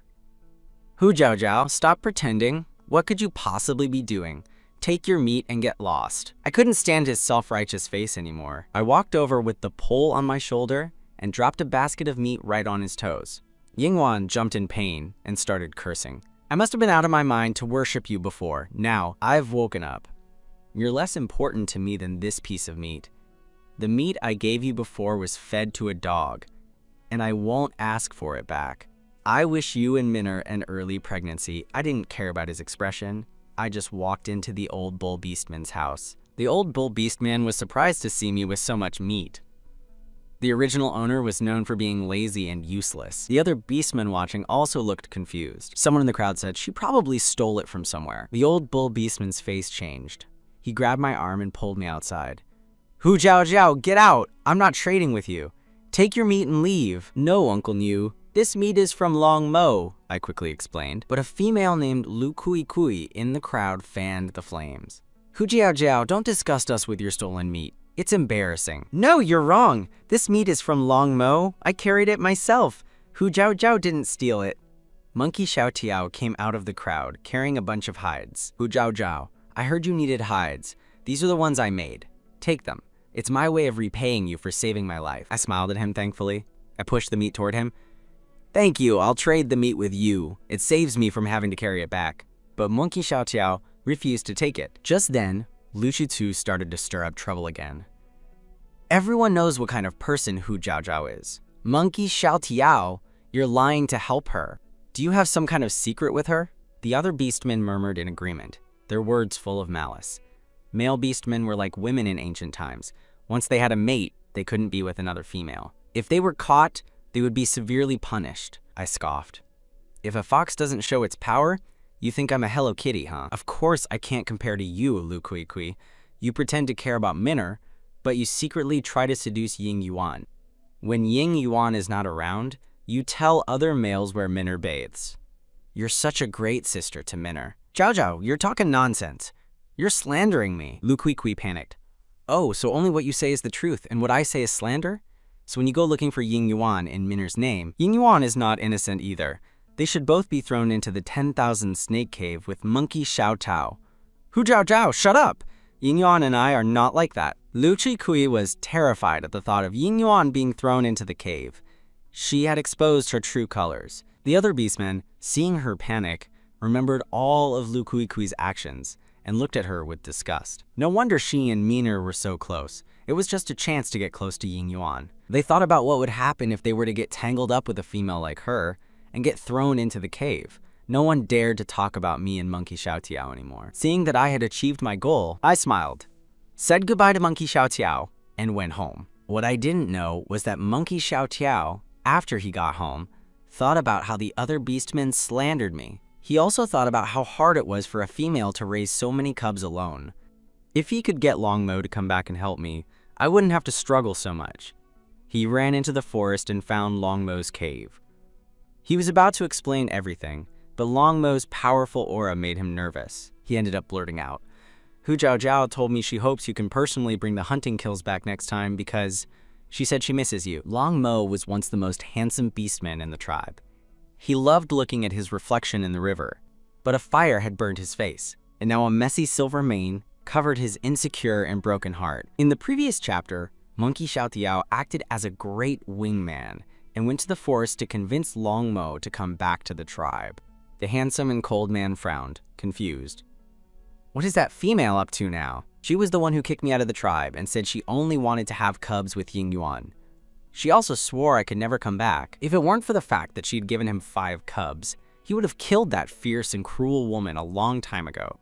The man's golden beast eyes narrowed as he thought of something. Without waiting for Monkey Xiao Tiao to say more, he said coldly that he would personally bring the hunting kills back next time. Meanwhile, I went home with the hides and made new clothes for each of the cubs.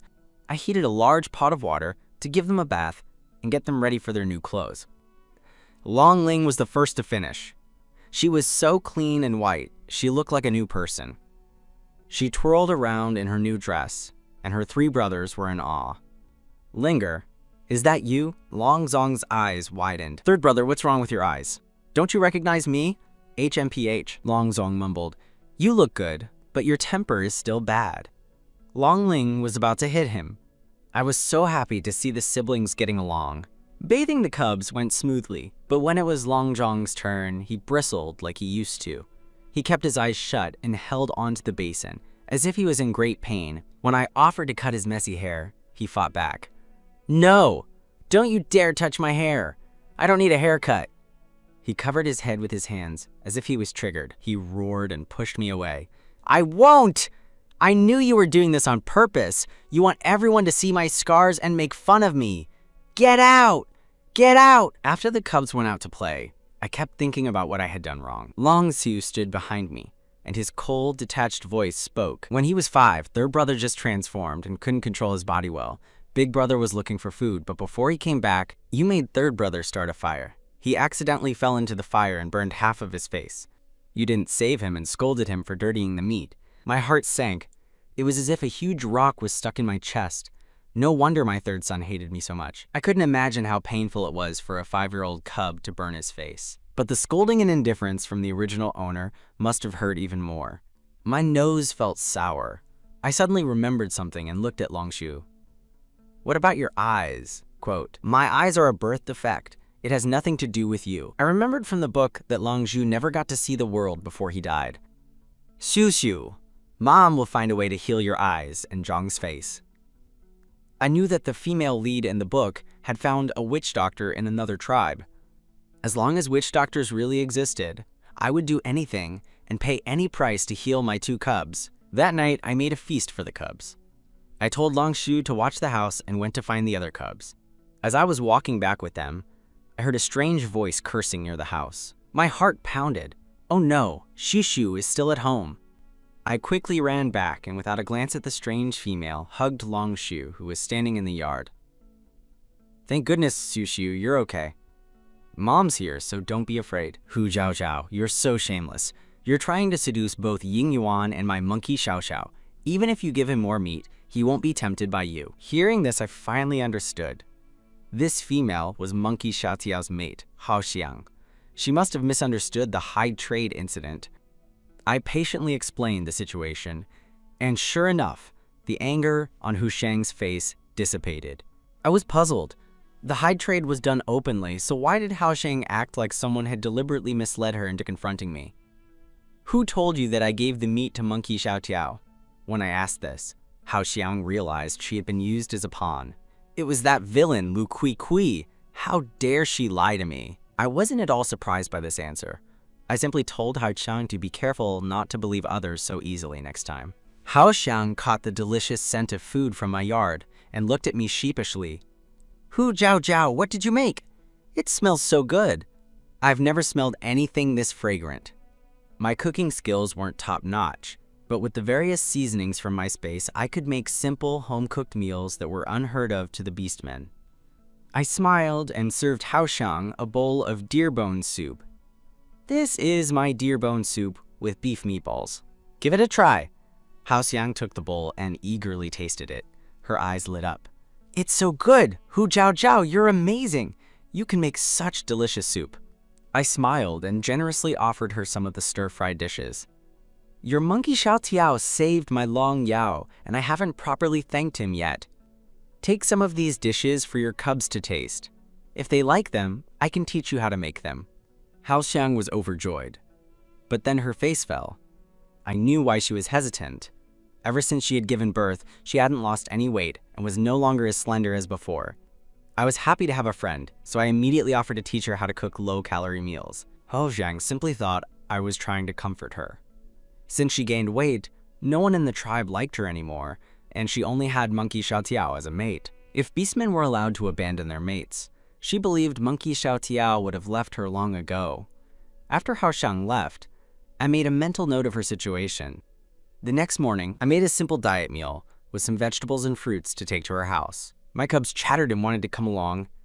When we appeared on the street, the beastmen were stunned. Where did this lively and beautiful little female come from? And why is she calling Hu Zhao Zhao Mom? Is that really the same little dark shriveled dragon cub from before? And why is Hu Zhao Zhao so gentle with her cubs? Has the sun risen in the west?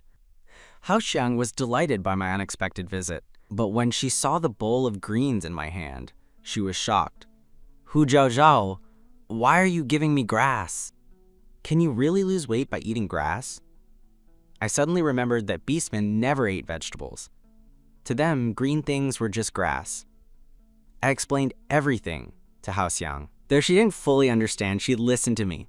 She accepted the food sheepishly, insisting on giving me something in return. I declined, but when she persisted, I said that my family was rebuilding our house, and we couldn't find any help. If Monkey Xiao Tiao could lend a hand, that would be her payment. Hu Xiang happily agreed. "Just tell Monkey Xiao Tiao what you need. His craftsmanship is excellent." Not long after, the tribe's foraging team began its work. When I arrived, I ran into Ying Yuan, who was dropping off Lu Miao. "Hu Zhao Zhao, why are you here?" I ignored him, but he wouldn't stop. "Hu Zhao Zhao, don't think you can pull any tricks. I've already told you I don't like you. If you dare to bully Minor, I'll choke you to death." I looked at him like he was an idiot. Does this guy have paranoid delusions? I was just standing here. Why does he always have such a vivid imagination and make up a story about me trying to harm him and Lu Miao? Ying Yuan's face turned black when I ignored him. Lu Kui, who was also with them, secretly looked pleased. She delicately took Lu Miao's arm. Sister Miaoer is so lucky. Brother Ying Yuan specially waited for you to come to the foraging team before he went hunting. Not like some females who don't even have a male companion at home, or their only one is useless. The other females looked at me with scornful smiles, but I ignored them all. I was only here to get some supplies from my space. But I never expected that even a simple task like this would cause Lu Kui to stir up trouble. My mother, Hu Min, was also on the foraging team, and we were working furthest from the others. Lu Kui came over and, pretending it was an accident, kicked a pile of potatoes we had gathered, sending them flying everywhere. Hu Min immediately put her hands on her hips and yelled at her. Lu Kui, are you blind? If you can't walk with your feet, you should cut them off and feed them to the dogs. Oh, I'm so sorry. I just saw you were working slowly and wanted to help, Lu Kui said, feigning panic and backing up. As she moved, she stomped on several more potatoes. Hu Min was furious, looking at the smashed potatoes with a pained expression. These were their winter food stores. One less potato meant one less meal in the winter. I'm so sorry, I really didn't mean to. I'll give you what I dug up to make up for it. Please don't be angry, Lu Kui said, grabbing Hu Min's arm. Her eyes darted to a rock hidden in the grass behind Hu Min, and a cold glint flashed. She intentionally tightened her grip and pushed Hu Min hard. I saw through her terrible acting immediately. I wanted to see what she was up to, but then I realized she was trying to harm my mom. You can scheme against me, but not my family. I quickly grabbed her wrist and slapped her. Lu Kui was stunned. 3 seconds later, she realized what happened. Hu Jiao, you hit me. I did, you deserved it, I said, glaring at her, wishing I could kill her on the spot. Lu Kui was enraged. She saw the other beastmen looking at us and immediately put on a pitiful expression. She sobbed loudly. Hu Jiao, I only wanted to help. If you don't like me, you can just say so. Why did you have to hit me? When she said that, the other females gathered around, glaring at me and blaming me without knowing what happened. Lu Miao went to help Lu Kui. Kui, are you okay? Lu Kui didn't say anything, but tears streamed down her face. I had to admit, she was a great actress. Hu Min didn't know what was happening, but her first instinct was to stand by her daughter. She yelled at Lu Kui, why are you here pretending to be a victim? You broke all our potatoes and still have the nerve to say you were helping. I think you deliberately came to ruin our food. When the females heard Hu Min, they looked at the smashed potatoes. Potatoes were important winter food. The females all looked at Lu Kui differently. Lu Kui's sobbing stopped. She said with a wronged expression, I didn't! It wasn't on purpose! She gritted her teeth. How did Hu Jiao, who used to be afraid of me, dare to hit me? The tribe leader came over with a serious expression. Tribe leader! Lu Kui stomped on the potatoes. I dug up. My mom said a few words, and she held a grudge and tried to push her onto a rock. Luckily, I reacted quickly, or my mom would have been pushed and died. I didn't give Lu Kui a chance to make a false accusation. I told the tribe leader everything, including my guess about her motive. Lu Kui's face turned pale. How did she know? Wasn't Hu Jiao the dumbest person in the tribe? How did she know what I was gonna do? Lu Miao also looked at Lu Kui with suspicion. Kui, you? Lu Kui cut her off with a choked voice. I didn't, Sister Miaoer. Don't you believe me either? A tiger beast man named Hu Jing couldn't stand it and glared at me. Hu Jiao, what are you talking about? How could Lu Kui do something like that? You need to stop lying. Lu Miao's doubts were also gone. Hu Jiao, you've gone too far. No matter what Kui did wrong, you shouldn't have hit her. Apologize to her. Lu Kui secretly sneered, thinking, only an apology? That's too easy on Hu Jiao. I let out a cold laugh. I told the truth, but no one believes me, Lu Kui cries, and she's in the right. It seems no matter if it's a human or a beast man, they will always side with the weak, but I refuse to be the weak one. I looked at her coldly. I'm lying? Lu Kui, I'm asking you, did you stomp on these potatoes? And did you just grab my mom's hand? Yes, I stomped on them, but it wasn't on purpose. Do you dare to swear on the beast god that you had no intention of harming my mom? Lu Kui's face went from pale to white. She stuttered for a long time but couldn't answer. How could she swear on the beast god? If she lied, she would be punished. Hu Jiao Jiao! Don't push it! Lu Kui didn't do what you're saying, so why should she swear on the beast god? Who do you think you are? Does everyone have to listen to you? Lu Miao also looked angry. Hu Jiao Jiao, don't be so excessive. Apologize to Kui now. I almost laughed. Apologize? Why should I apologize? My Jiao Jiao didn't do anything wrong. I'm telling you, don't think we're afraid of you just because there's so many of you. Hu Min yelled at them, protecting me. I grabbed Hu Min's hand and gave her a reassuring look. I walked up to Lu Kui, straightened my chest, and sneered. Okay, you won't swear? Then let me ask you this. You know I hate you the most, so why did you come over here? Don't tell me you wanted to help. I'm so evil and I harassed your brother Ying Yuan, yet you still want to help me? Are you sick? If you're not sick, then you used helping me as an excuse to stomp on our potatoes and get revenge. These are everyone's winter food supplies. You stomped on them, so you must want everyone to starve in the winter. Lu Kui was speechless and resentful. How did this Hu Jiao Jiao become so sharp-tongued? Quote, Hu Jiao Jiao, that's enough. Kui Chui didn't mean it. The tribe leader's face was stern as he interrupted them. I looked at him calmly, without any fear. The tribe leader looked at the smashed potatoes. There were more scattered on the ground. He rubbed his temples, a headache forming. Lu Kui, you will have to give up your winter food portion to make up for the potatoes you smashed. From now on, everyone will dig up their own potatoes. No one is allowed to help others, and no one is allowed to destroy food. The tribe leader had a naturally serious face, and his expression became even more authoritative. Lu Kui was displeased but didn't dare to argue. Hu Jing, however, was hot-tempered and immediately stood up for her. Tribe leader, it's true that Lu Kui smashed the potatoes, but you haven't said anything about Hu Jiao Jiao hitting her. How are you going to punish Hu Jiao Jiao? I looked at Hu Jing. He was so loyal to Lu Miao and Lu Kui that he was even willing to risk his life for them. I didn't know if he was silly or just naive. The tribe leader closed his eyes in a pained way. He looked at Hu Min's arm, which had a red mark where she had been squeezed. Lu Min was famous for her fair skin. Her skin would turn red with just a pinch. He had been a tribe leader for more than 10 years. How could he not notice a small detail like that? If Lu Kui had only wanted to help, why would she have grabbed Hu Min's arm so hard? A look of surprise flashed across my face. I was surprised that the tribe leader was so sharp. I had thought he was as stubborn and confused as he was in the book. Because I had pushed my mom away in time, she hadn't noticed Lu Kui's intention.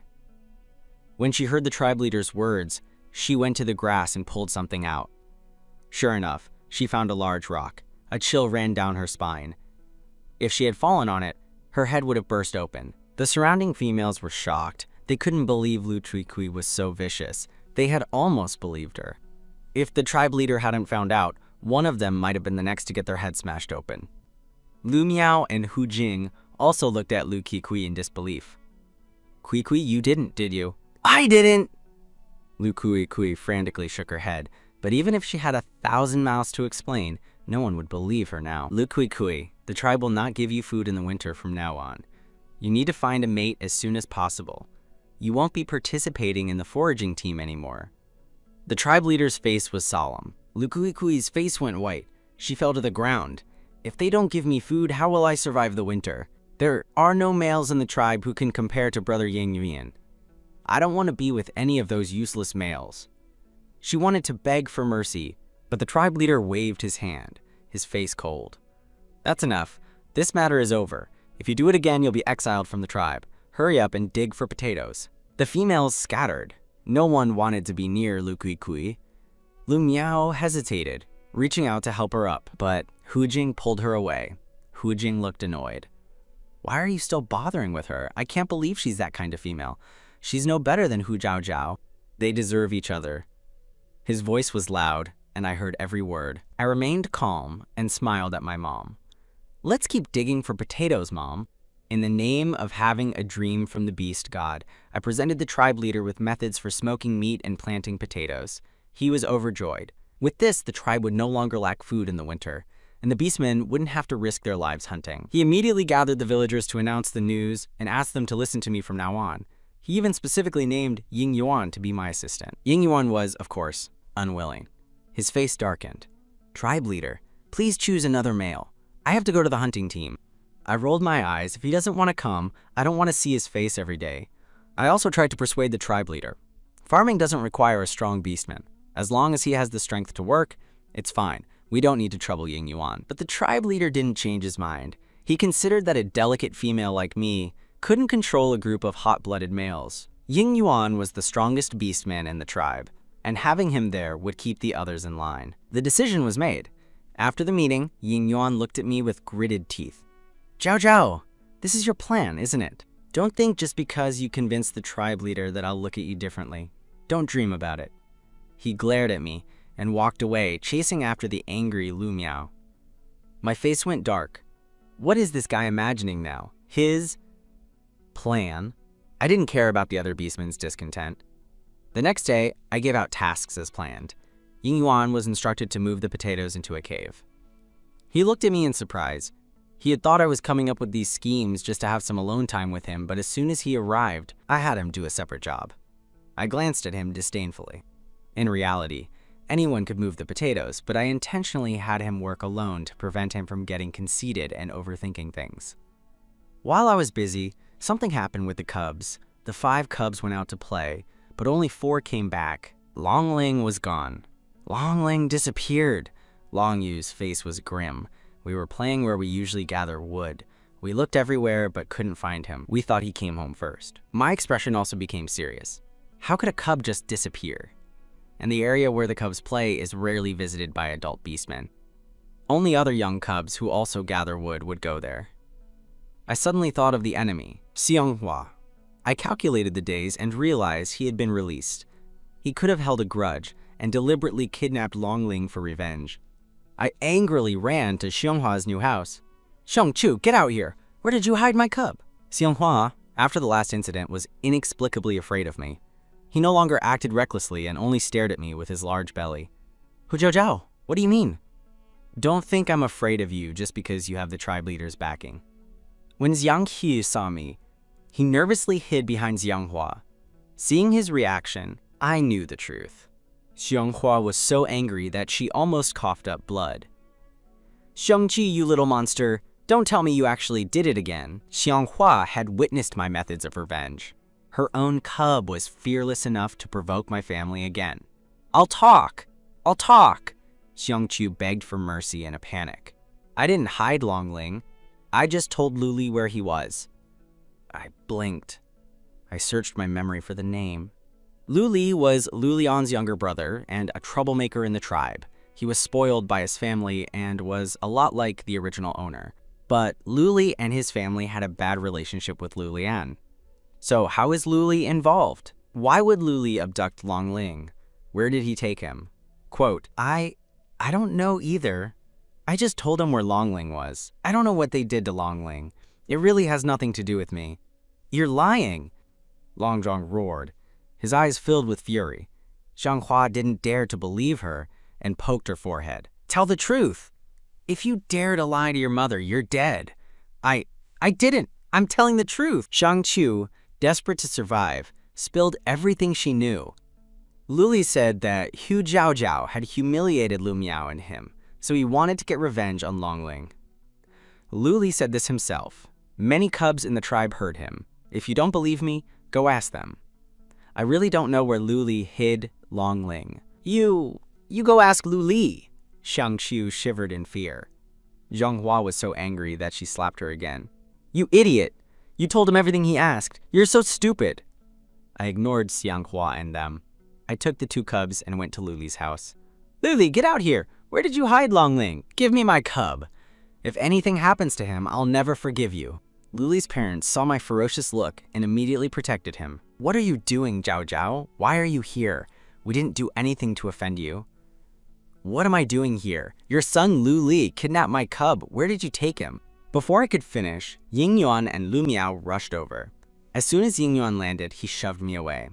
Hu Zhao Zhao, what trick are you playing now? Whatever you want. Come at me. Don't involve Lu Miao and her family." As the male lead, Ying Yuan's aura was powerful. His voice was like a winter wind, and the surrounding air dropped, as if it was going to freeze the beastmen. If a regular beastman came close, they would shiver. Seeing Ying Yuan, my face darkened. This unlucky guy again. Nothing good ever happens when he shows up. I looked at him with disdain. "Ying Yuan, I'm not interested in you. Get out of the way." Luli's parents saw Ying Yuan and immediately started to cry and complain. "Ying Yuan, you're here. Hu Jiaojiao's gone crazy. She came here to beat Lu Li. You have to help us get rid of her." Hearing them, Lu Miao frowned. "Hu Jiaojiao, you've gone too far. I know you don't like me, but you can't lay a hand on Lu Li. He's just a cub. How can you be so vicious? I'm warning you. Get out now, or I'll be forced to deal with you." Ying Yuan gave me an icy order. I found it ridiculous. I asked with a fake smile, "I hit him? Then show me his injuries." Ying Yuan and Lu Miao were stunned. Lu Li's parents also looked stiff, not knowing how to answer. They just kept protecting Lu Li behind them. Lu Li's mother's voice was sharp and stubborn. "You came in here wanting to hit him. If I hadn't found out so early, Lu Li would have been dead by now. You're trying to get out of it.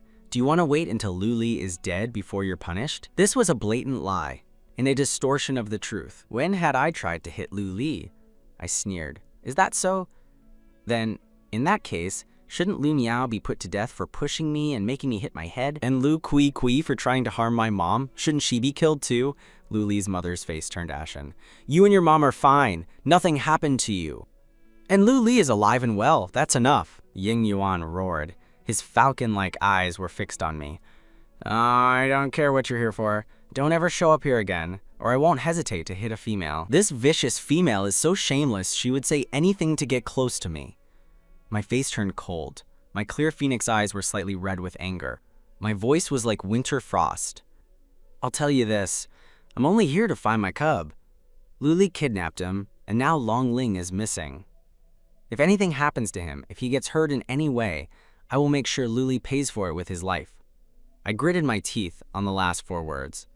I didn't care about how they usually talked about me or slandered me, but I wouldn't tolerate anything that threatened Long Ling's safety. Everyone there was shocked by my fierce glare. Did she tell the truth? Ying Yuan's eyebrows were so furrowed they could kill a bee. He turned and asked Lu Li.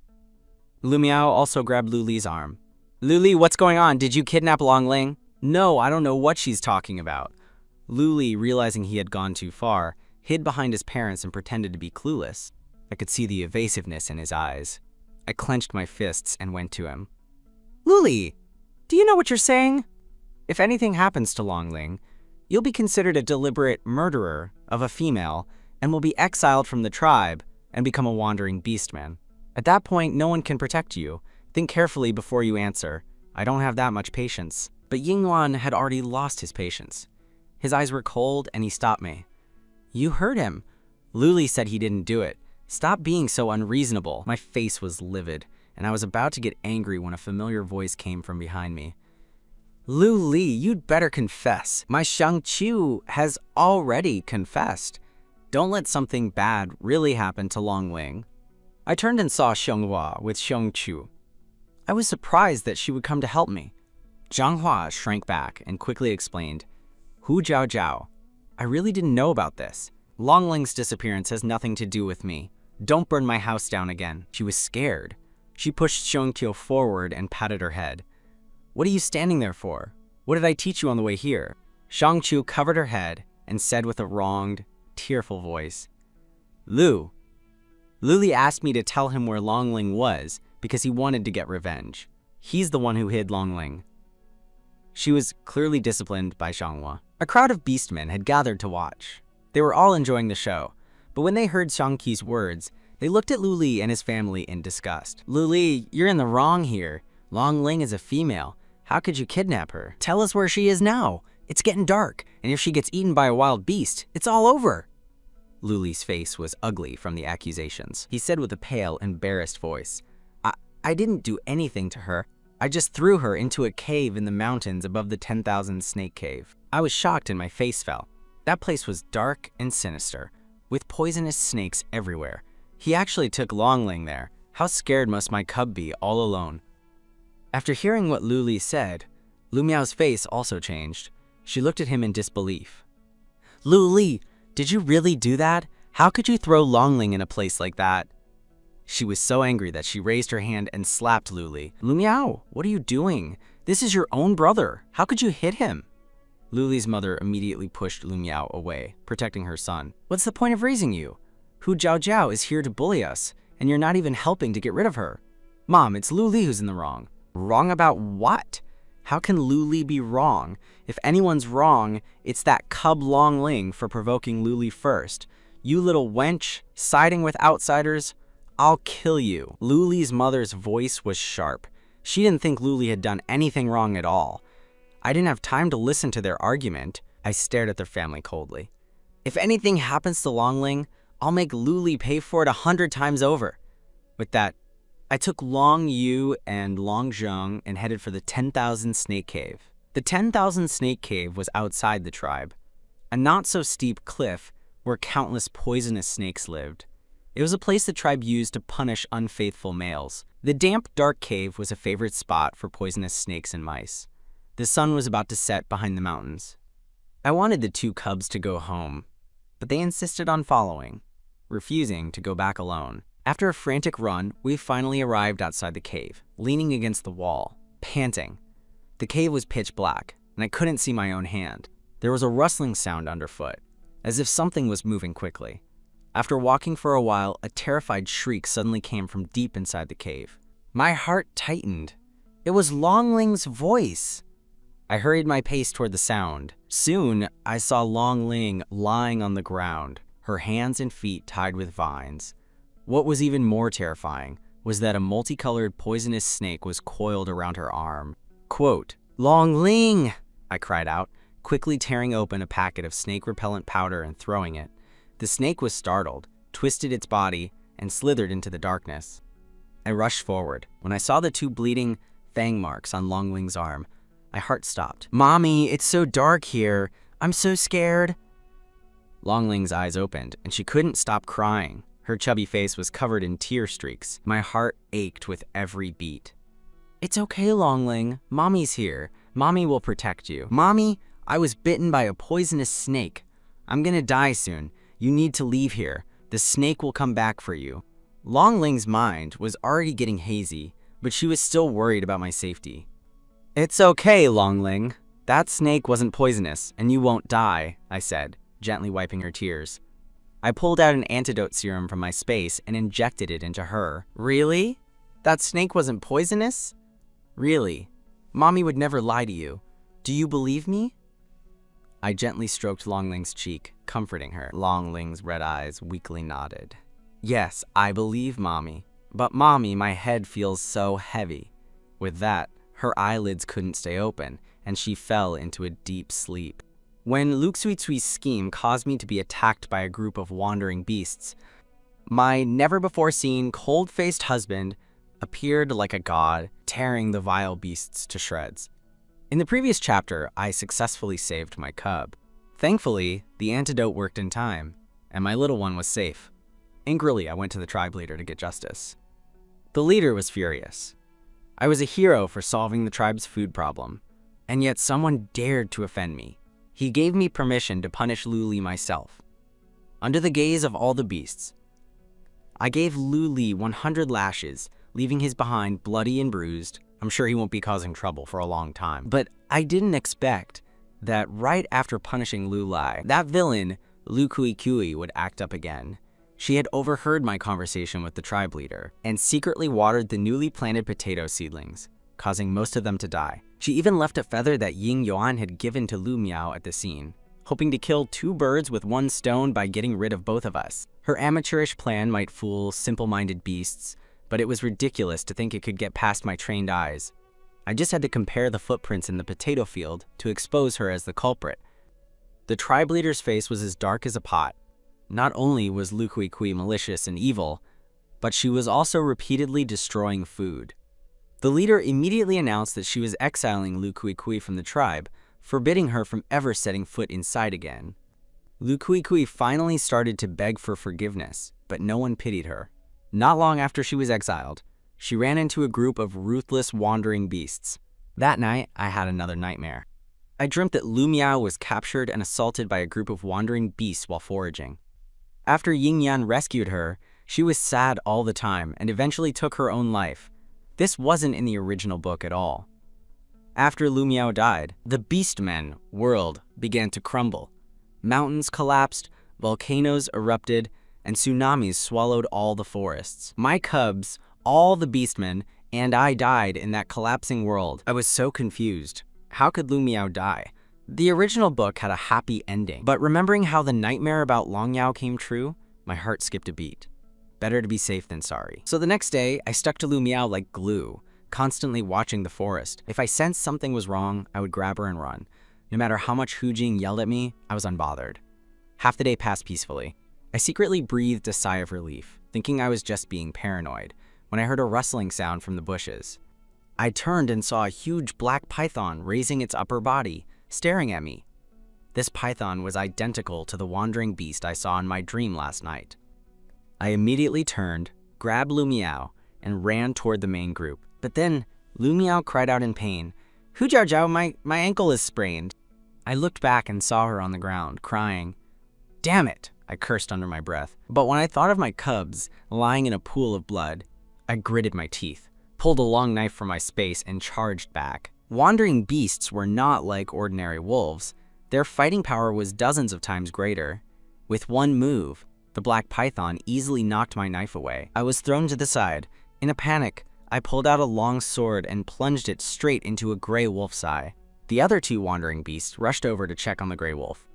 I didn't stop. I took the opportunity to grab Lu Miao and helped her run. "Hu Jiao Jiao, my foot hurts so much.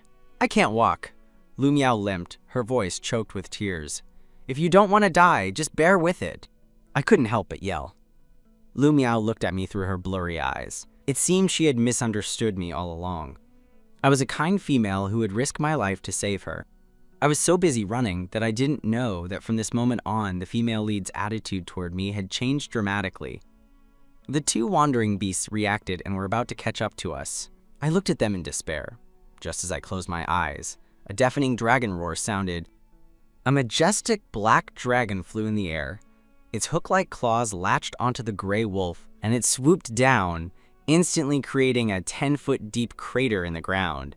Its powerful claws pressed firmly on the gray wolf's head. With a crack, the wolf's brain splattered, and it died instantly. My pupils shrank. I was shocked, but more than afraid, I was relieved. If this black dragon hadn't killed the wolf, I would be the one dead. But why did this black dragon look so familiar? Wait, isn't that my never-before-seen cold-faced husband? "Long Mo, watch out behind you," when he heard my voice. Long Mo's body froze. A hint of surprise flashed in his dark beast eyes, but he quickly returned to the fight. His mighty dragon body coiled around the python, trying to strangle it. Another short-tailed tiger, however, snuck up and swiped at his body. "Long Mo!" My heart tightened when I saw him get hurt. The python saw that it couldn't defeat Long Mo, and, along with the short-tailed tiger, fled. "Long Mo, is that you? You saved us. You're hurt and bleeding. Why don't you change into your human form, and I'll help you with your wound."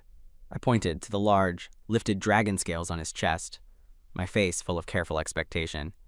Long Mo's eyes flashed with surprise, but then he became cold and indifferent. If I knew what he was thinking at that moment, I would be so angry I'd kill him. Long Mo saw me risking my life to protect Lu Miao and thought my feelings for Yin Yang were so deep that I would die to protect his woman. Seriously, what is wrong with all of you? Of course, I didn't know about Long Mo's complicated thoughts. I just sincerely held up a bottle of hemostatic powder, hoping this big villain would see my good intentions.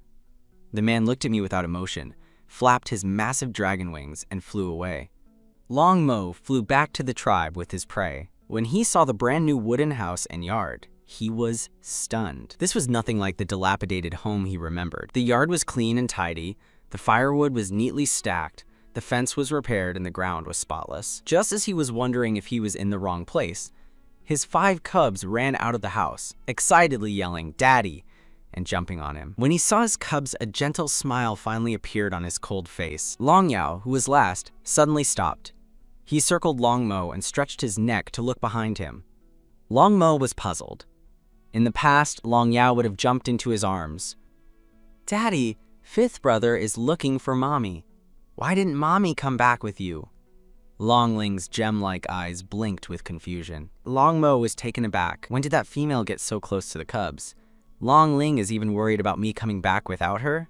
The cubs weren't as skinny and dark as they used to be. Their faces were clean and chubby. He hadn't been home for a long time. How had the house changed so much? Had Hu Jiajiao found a new mate? The more he thought about it, the more likely it seemed. That female was lazy. How could she have cleaned up the house like this? Since she couldn't seduce Ying Yuan, she must have found another male. When the cubs heard that I wasn't with him, they looked disappointed.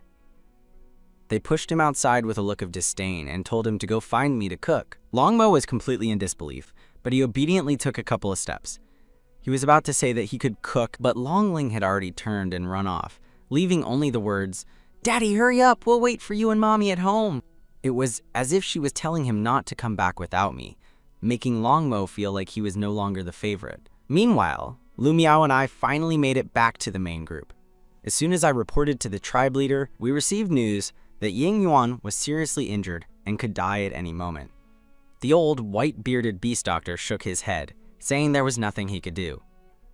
The tribe's atmosphere was heavy, but I wasn't worried. In the original book, Ying Yuan was the main force in eliminating wolves and wandering beasts. With his protagonist aura, he wasn't gonna die. I was more worried about Long Mo. I didn't know how serious his injuries were, or if they were still bleeding. If they got infected, he would suffer greatly. He was hurt while saving me. If he suffered because of it, it would be even harder to clear my name. With that in mind, I turned and headed home. But before I could take 2 steps, Monkey Xiao Xiao in the crowd saw me and excitedly jumped up, shouting, "Zhao Zhao, you're here. You have to help Ying Yuan." I froze. I could feel countless eyes on me. I cursed Monkey Xiao Tiao under my breath. "What are you talking about?" Even the beast doctor couldn't do anything. I'm not a beast doctor. I can't help Ying Yuan. Monkey Xiao Tiao looked at me apologetically. "I'm sorry. I didn't mean it that way. Can you please save Ying Yuan? The powder you gave me last time seemed to work wonders on wounds. Our tribe really needs strong beastmen. If Ying Yuan doesn't lead the hunting team to the seaside, the tribe might not have any sea salt next year, and the females will get sick." The tribe leader looked at me with expectation. "Hu Jiao, do you have a way to cure Ying Yuan?" Before I could answer, Monkey Xiao Tiao nodded frantically. Seeing the hopeful eyes of the crowd, I finally gave in. "Okay, I'll try, but I can't guarantee anything." The crowd looked relieved. What I didn't know was that Long Mo had just arrived and saw everything. He immediately came up with his own theories. That female is still shamelessly trying to get close to Ying Yuan. She must have been nice to the cubs just to win his favor. Long Mo returned home, assuming I wouldn't be back. He decided to cook for the cubs himself. Long Ling saw that Daddy hadn't brought Mommy back, and her little mouth pouted. Long Yao anxiously tugged at his animal skin pants. The cubs began to worry that something might have happened to me. Long Mo felt a sense of injustice. They used to be indifferent to me, but now they were distant to him and only cared about me. He had come back, a great beast, and they hadn't even greeted him. "You must all be hungry. I'll roast some meat for you now," he said. He remembered that the cubs loved meat. Whenever he brought meat back, they would clamor for it. But to his surprise, the cubs all shook their heads and looked at him with a hint of disgust. "Daddy, you should go find Mommy." "We're not hungry. We're not in a hurry to eat," they said. They remembered the taste of his roasted meat. It was bitter and had no other flavor. They would rather eat it raw. They didn't want to eat Daddy's roasted meat. They only wanted Mommy's delicious food. Long Ling turned to the other cubs, winking at Long Yu and Long Zhong. Long Yu immediately understood and nodded seriously. "Yes, we're not hungry. Finding someone is more important right now. No way you haven't eaten all day and you're not hungry?" Long Zhong looked at them in shock. He quickly shut his mouth when he received a threatening look from Long Ling. "Oh, what a coincidence. I'm not hungry at all either." Long Su also nodded softly. Only Long Yao tilted his head, looking at the 4 of them with confusion. His round eyes were full of doubt. Why was his stomach growling, but his brothers and sisters weren't hungry? Did they have different stomachs?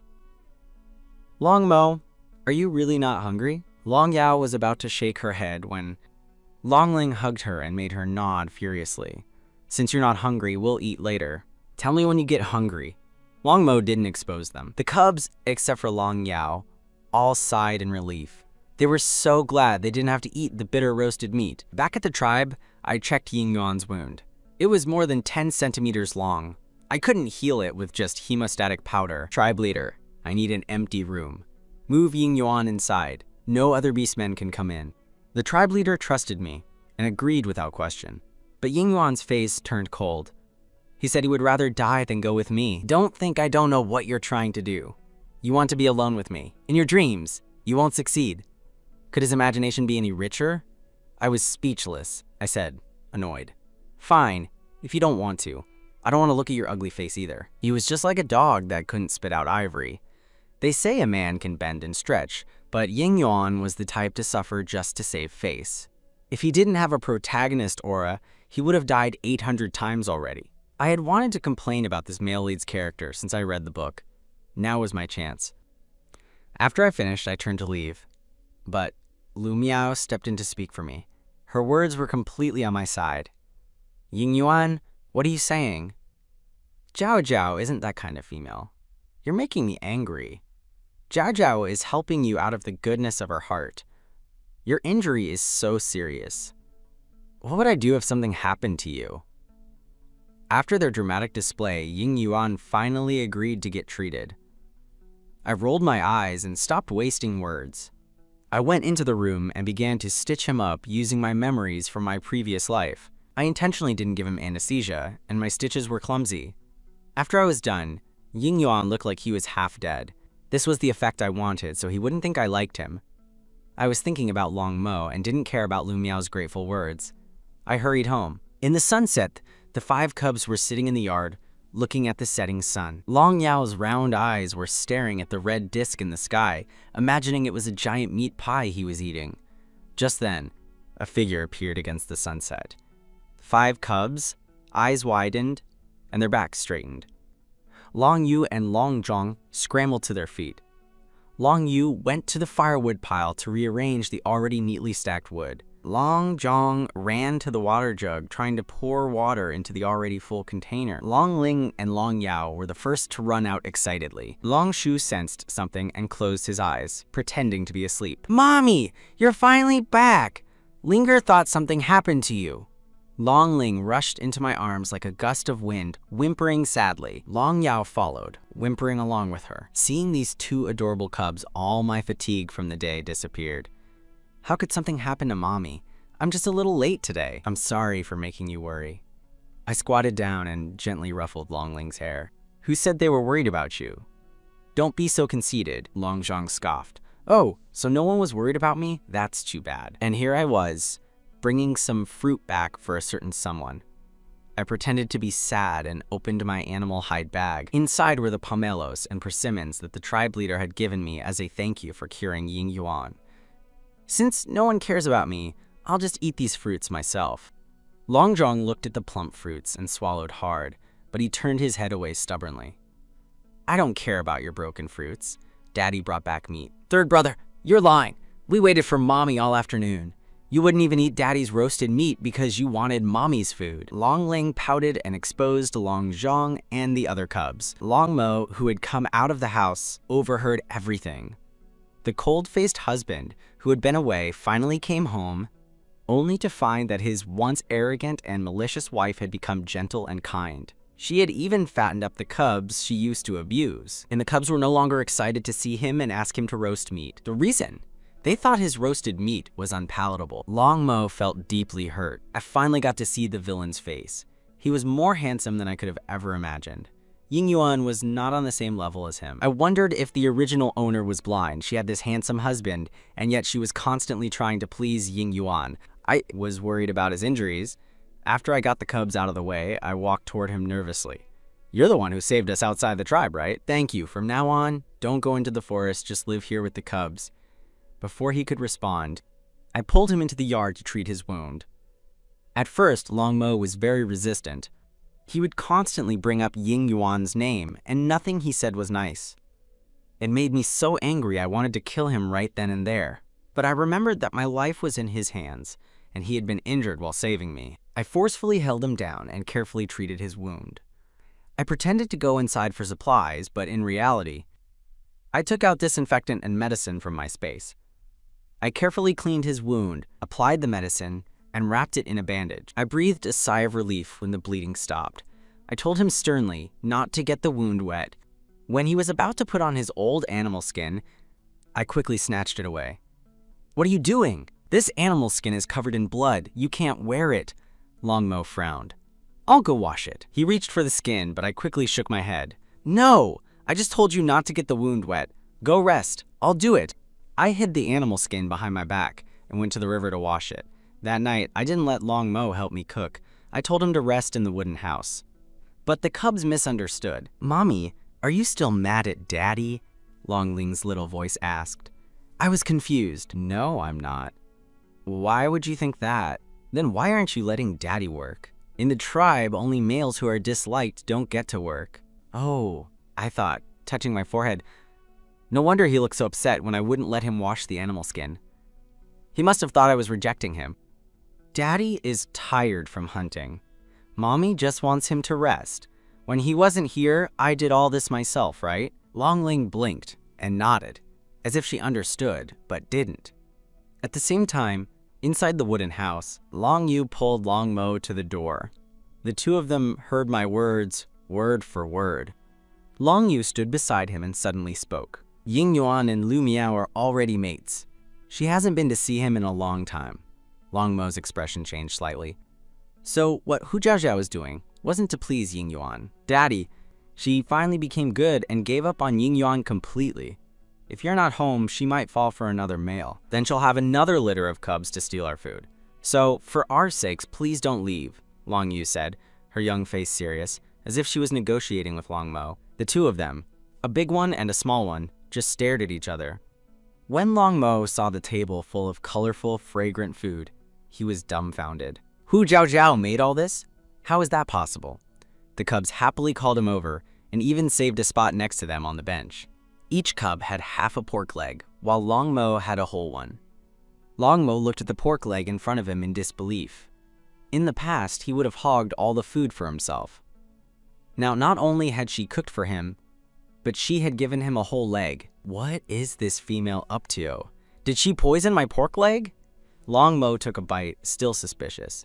A look of surprise flashed in his golden beast eyes. The crispy and tender meat was fragrant and immediately captured his taste buds.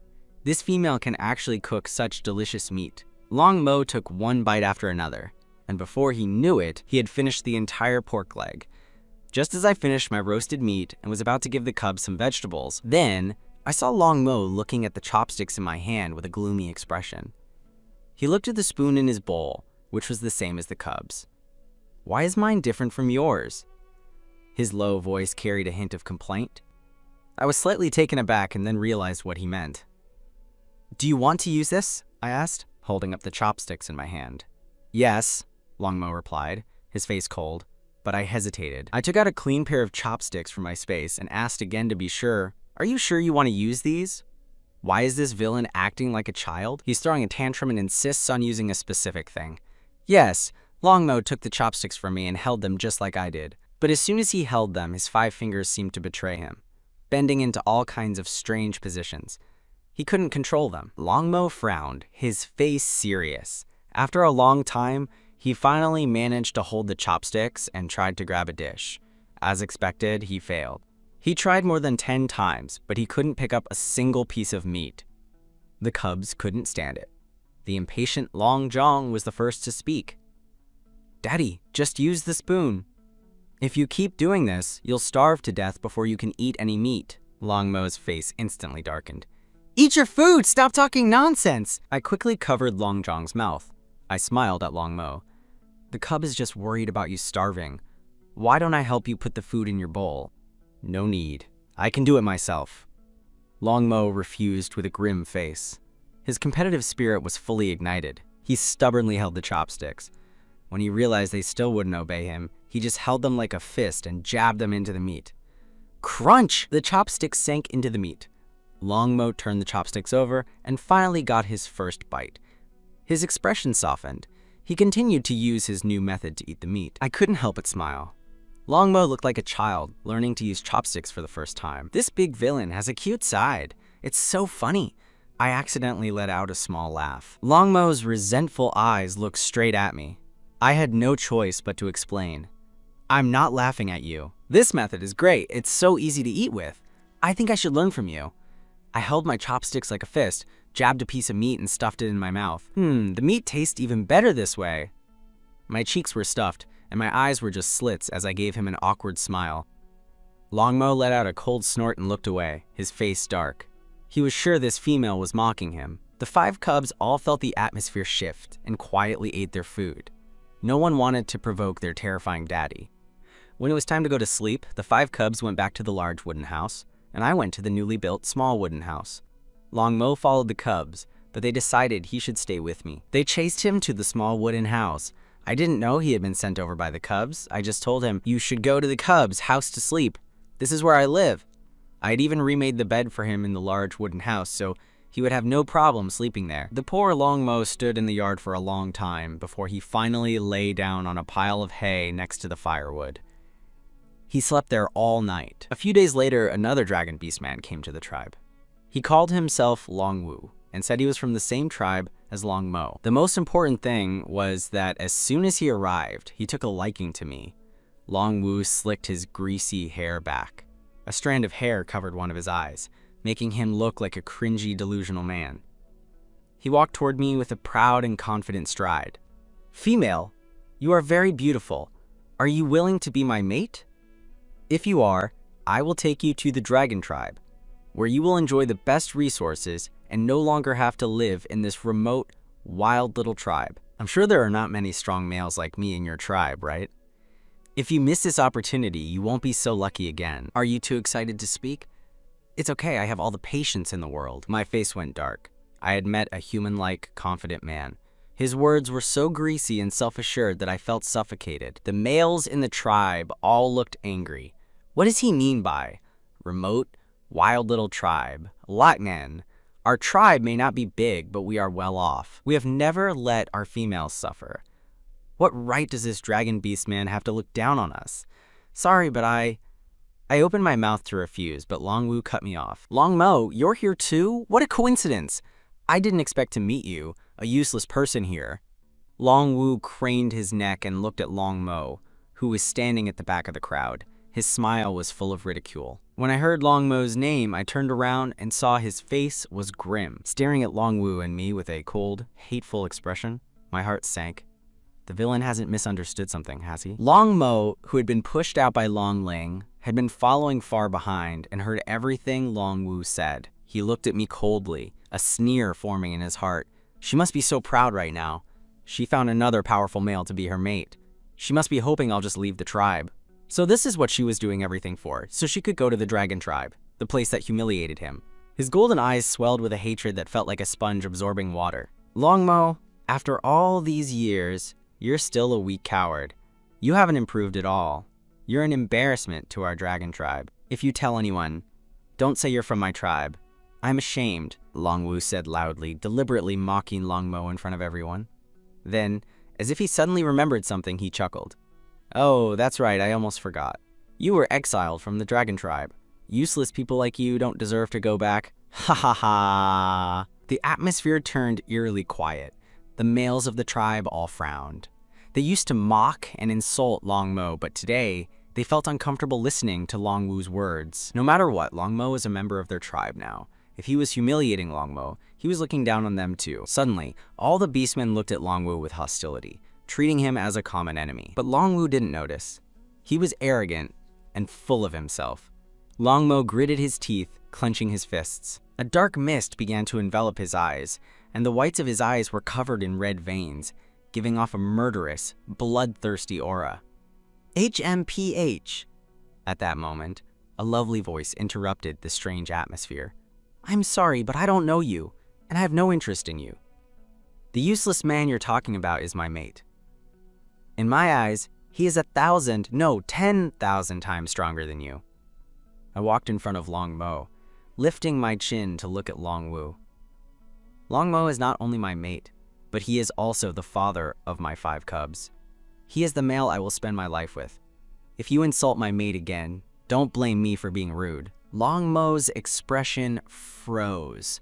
He looked at the small female in front of him in disbelief. She was standing in front of him, defending him against a powerful male. Was this really the Hu Jiao Jiao he remembered? After I spoke, I held his hand up for Longwu to see, to show that what I said was true. Longmo felt his whole body go stiff, as if he had turned to stone. He couldn't move his limbs. She held my hand. That female who said she hated him and called him useless held his hand. And she said she wanted to spend her life with him?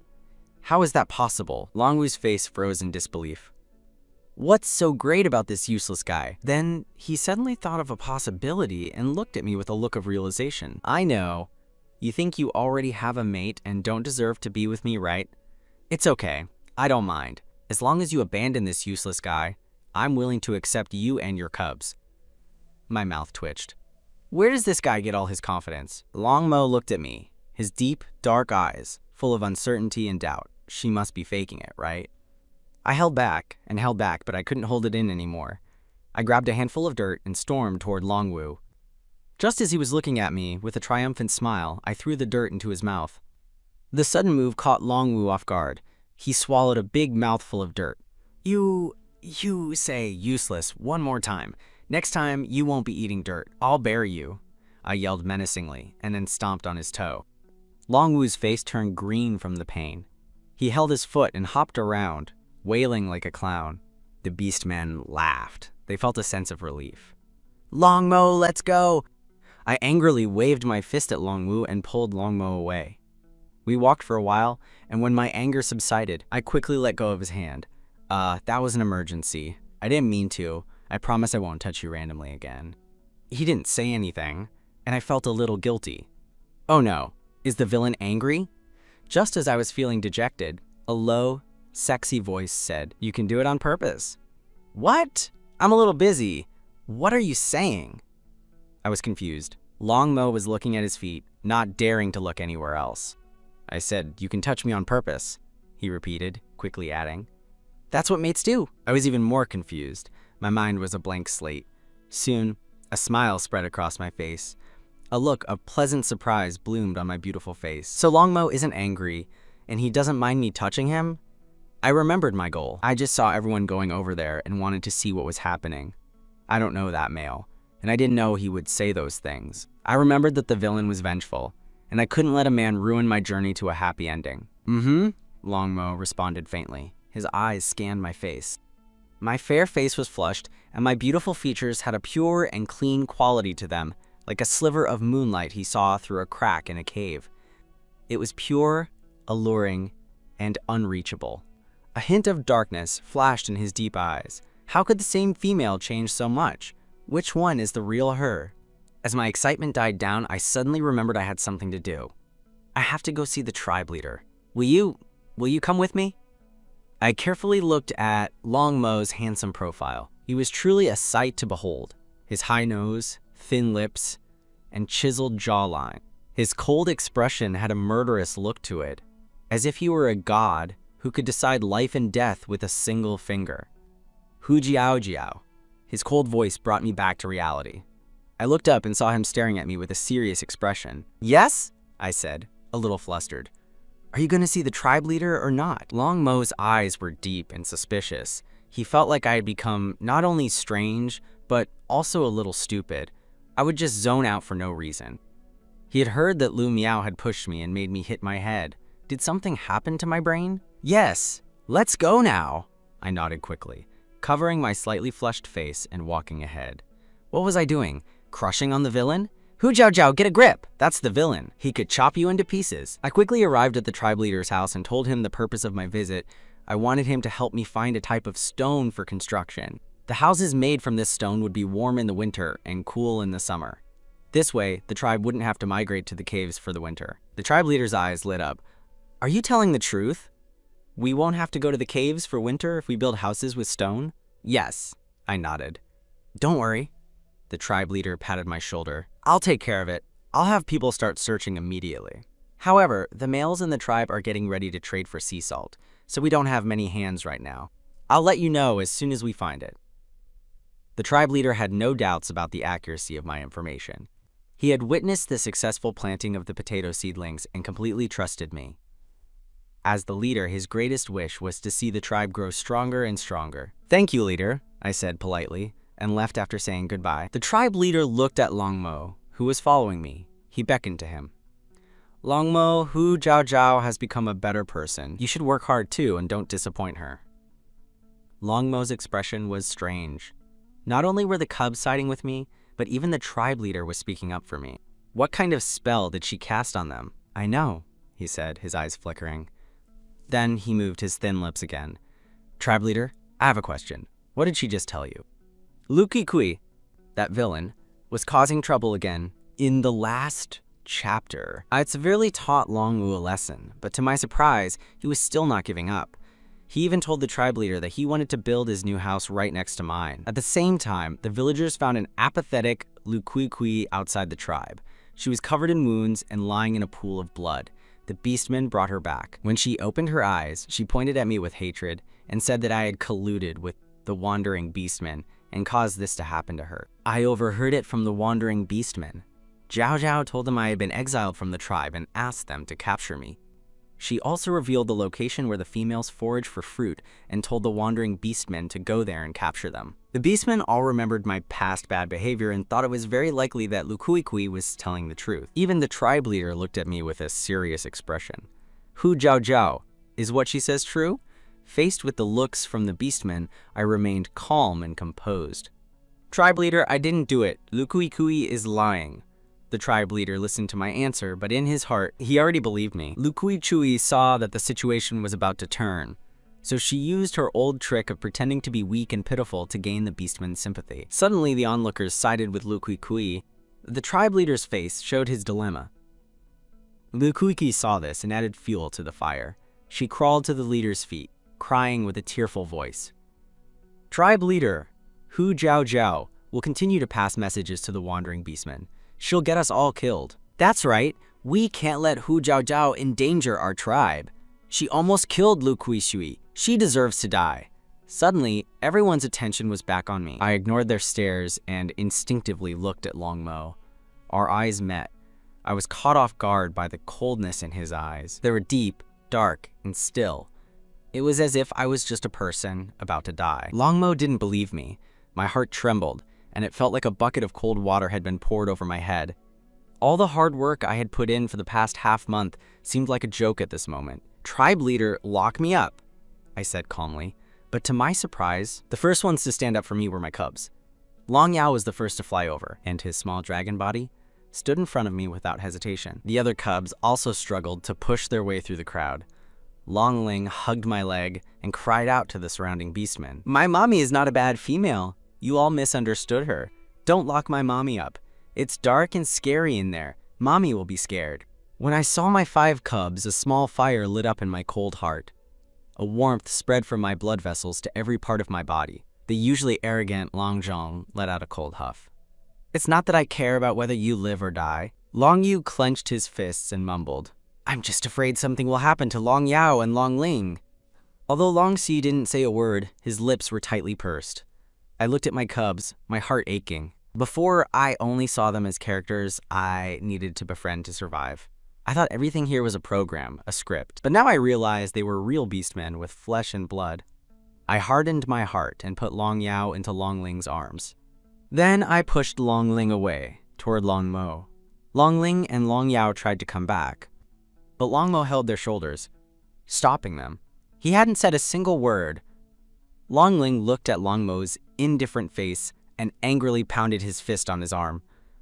"Daddy, tell everyone Mommy didn't do it. Tell them. I don't want Mommy to leave me."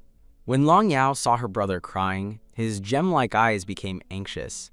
He opened his mouth and bit Long Mo's finger, hoping to make him give in. The other 3 cubs didn't say anything. They just watched Long Mo silently. When they saw him stand motionless, his expression still indifferent, their hearts sank. A hint of disappointment flashed in their eyes. Long Wu saw this and thought Long Mo was cowardly and weak, not even daring to protect his own mate. "Everyone, with me, Long Wu. Here you can rest assured. I will never let the wandering beastmen harm our tribe. There's nothing to be afraid of." Long Wu stepped forward confidently, His tone relaxed. When the beastmen saw him, their panic slowly faded. It was as if they had found their pillar of strength. It's a good thing Longwu has joined our tribe. Longwu narrowed his eyes, enjoying the attention. Then he turned to me with an air of mysterious confidence. Don't be scared. When I catch the wandering beastman, I'll find out the truth and clear your name. Don't thank me. I'm willing to do this for the female I like. It's nothing. I rolled my eyes at him as if he were an idiot. I turned to Longmo and gave him a faint smile. Longmo, take care of the cubs. You've been gone for so long, so spend more time with them. They miss you.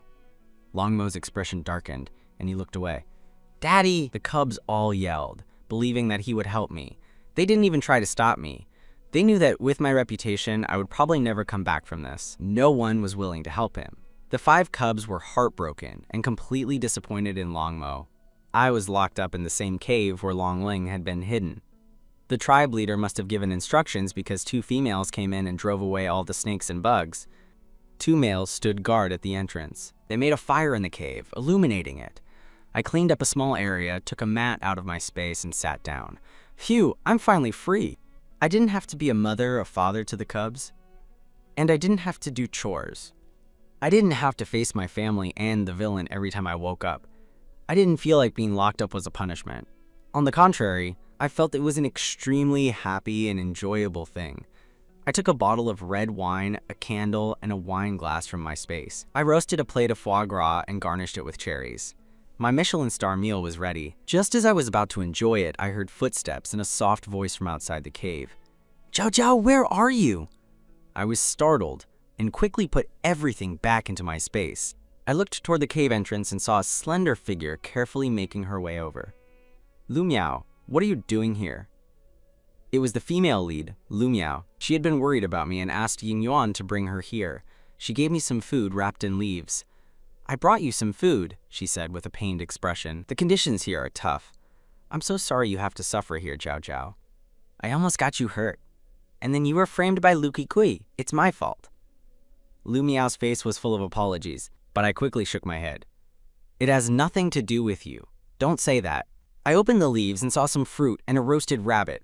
The rabbit was the most precious food in the eyes of the beastmen. I was suddenly filled with gratitude for Lu Miao. Thank you, Lu Miao. I'll cherish this food, I said with sincerity. Lu Miao's face turned red and she waved her hand. You saved me. I haven't thanked you yet. This is the least I can do. Don't worry. I'll come back tomorrow and bring you more food. Don't be scared. I'm sure they'll find out the truth and let you out. I smiled. I didn't know how to explain that I had a space full of supplies and didn't need any food. Seeing Lu Miao's concerned expression, I decided not to refuse her. Not long after Lu Miao left, an uninvited guest also came to the cave. Little female, don't be scared. Big Brother Wu is here to keep you company. My face darkened at the sight of the greasy man. I don't need you. You can go. How can I do that? You must be scared here all alone. I have to keep you company, Longwu said, completely ignoring my rejection. He raised an eyebrow and gave me a cheesy wink. I rolled my eyes and looked up at the sky. Little female, you should be my mate. Longmo can't protect you at all. You were so protective of him, but when you got into trouble, he could only stand by and watch you get locked up. He didn't even come to see you. Longwu said, thinking that I must be sad. He laughed confidently. I would never be as heartless as Longmo to my mate. Don't worry, I'll protect you from now on. He was so confident that I must be so moved I'd cry. He thought it would be easy to win over a female from a small tribe like this. Meanwhile, Longmo, who had returned home, was miserable. The cubs were collectively shunning him. They didn't want to talk to him because they thought he was too cold and didn't save their mommy. Longmo looked at the little rascals and sighed to the heavens. Late at night, a huge black beast landed in front of the wooden house. He changed into his human form and kicked the door open. Bang! The door was instantly shattered on the ground. Luki Kui was sleeping and was startled by the loud noise. She got up in a panic and saw a pair of menacing eyes, staring at her like hooks. You! She started to speak, but her throat suddenly tightened. Her whole body was lifted into the air. Her feet kicked wildly in fear. Let me go! Luki Kui's eyes widened in terror. She desperately tried to grab Longmo's hand and pry it away, but it was useless. Longmo's eyes were icy as he looked at the female he was holding. There was no warmth in his gaze. It was only when Lu Kui's face turned red and she was about to suffocate that he released his grip. Lu Kui fell to the ground with a thud. She didn't care about the pain. She grabbed her neck and greedily took in large breaths of air. She looked like it was the last moment of her life. Longmo, what are you doing? I'm a female. Do you want to kill me? Longmo just stared at her coldly. His voice was bone-chilling. Why did you slander her? Lu Kui was stunned. She didn't understand what Longmo was talking about. Why did you slander Hu Zhaozhao? Longmo asked again, his patience wearing thin. The anger and bloodlust in his eyes showed that he was at his limit. This time, Lu Kui understood. She shrank her neck. A vicious look flashed in her eyes as she looked at Longmo blankly. Longmo, what are you saying? I don't understand. She didn't expect this useless male to be so protective of Hu Zhaozhao. He even came to her just for her. She wouldn't give Hu Zhaozhao a chance to get back up. When Longmo heard Lu Kui's words, a dark cloud formed in his eyes. The sinister beast's eyes gradually turned a vibrant red, like a demon from hell. I'll give you one last chance. Tell me why you slandered Hu Zhaozhao. He had completely lost his patience. Lu Kui felt intimidated by Longmo's gaze, but she thought that Longmo was just a useless male. What right did he have to threaten her? Hu Zhaozhao had bullied her, and now her mate was bullying her too? Why are they doing this to me? She bravely replied, I really don't know what you're talking about. I didn't slander Hu Zhaozhao. I heard those things from the wandering beastmen. If you don't believe me, go ask them yourself. Before she could finish, Lu Kui let out a painful shriek. Longmo grabbed her hair, forced her head back, and stomped on her fingers. Ah! Lu Kui's screams were constant. Her face turned pale. The scars all over her body looked even more terrifying in the moonlight, like a ghost from hell. Are you going to talk? If not, I'll break your fingers one by one. Longmo looked at her as if he were looking at a corpse. If I had been there, I would have realized that at this moment, Longmo was exactly like the ruthless, bloodthirsty villain I saw in my dream. He was not one to back down or be merciful to females. Lu Kui's body twitched from the pain, but before she could answer, Longmo didn't wait any longer. He kicked her index finger and broke it. Crack! The sound of a bone breaking. Ah! I'll talk! I'll talk! Lu Kui was in so much pain that she was about to die. Tears and snot ran down her face and into her mouth. She spoke with fear and urgency. Why? Ha ha! You're asking me why? Why can Hu Zhaozhao get close to Ying Yuan while I'm tortured by the wandering beastmen? I just want to make her suffer 100 times more than I did. And what about Lu Miao? She's just a worthless female. Why does she get Ying Yuan's affection? Everything should have been mine. She had been spoiled since she was a child. She was her parents' favorite. They always told her that her future mate would be the strongest male in the tribe, because only a male like that would be worthy of her. She had long considered Ying Yuan her own. At that time, Hu Zhaozhao was also a favorite, but she wasn't liked by the beastmen. And Lu Miao was a pushover who didn't deserve to compete with her. Just when she thought she would get what she wanted, Ying Yuan accidentally became mates with Lu Miao because of Hu Zhaozhao's scheming. She blamed everything on me. Lu Kui laughed maniacally. Ha ha ha, you don't know, do you? The wandering beastmen went to the foraging spot to find her because I told them the location. Who knew they were so lucky and didn't get caught? But it doesn't matter. When Hu Zhaozhao gets exiled from the tribe, she'll suffer the same torture as me. Ha ha ha. Listening to Lu Kui's words, the red veins in Longmo's eyes bulged, and his face was full of bloodlust. His hand was trembling from suppressing the urge to kill. Lu Kui felt a sense of relief when she saw Longmo's anger. I didn't expect a useless person like you to come and find me because of Hu Zhaozhao. So what if I told you? No one in the tribe would believe a useless person like you anyway. You're just a good-for-nothing. Lu Kui's face was full of arrogance. She spat on Longmo's face. I'm a female. Do you dare to kill me? If you kill me, you'll be exiled from the tribe and become a wandering beastman. Then your 5 little brats will starve to death. Longmo's head was slightly lowered, and his eyes were filled with rage. In the next second, his hand turned into a dragon's claw and lunged at Lu Kui's face. Just then, A few voices were heard from outside the house. "Longmo, don't kill her! Stop!"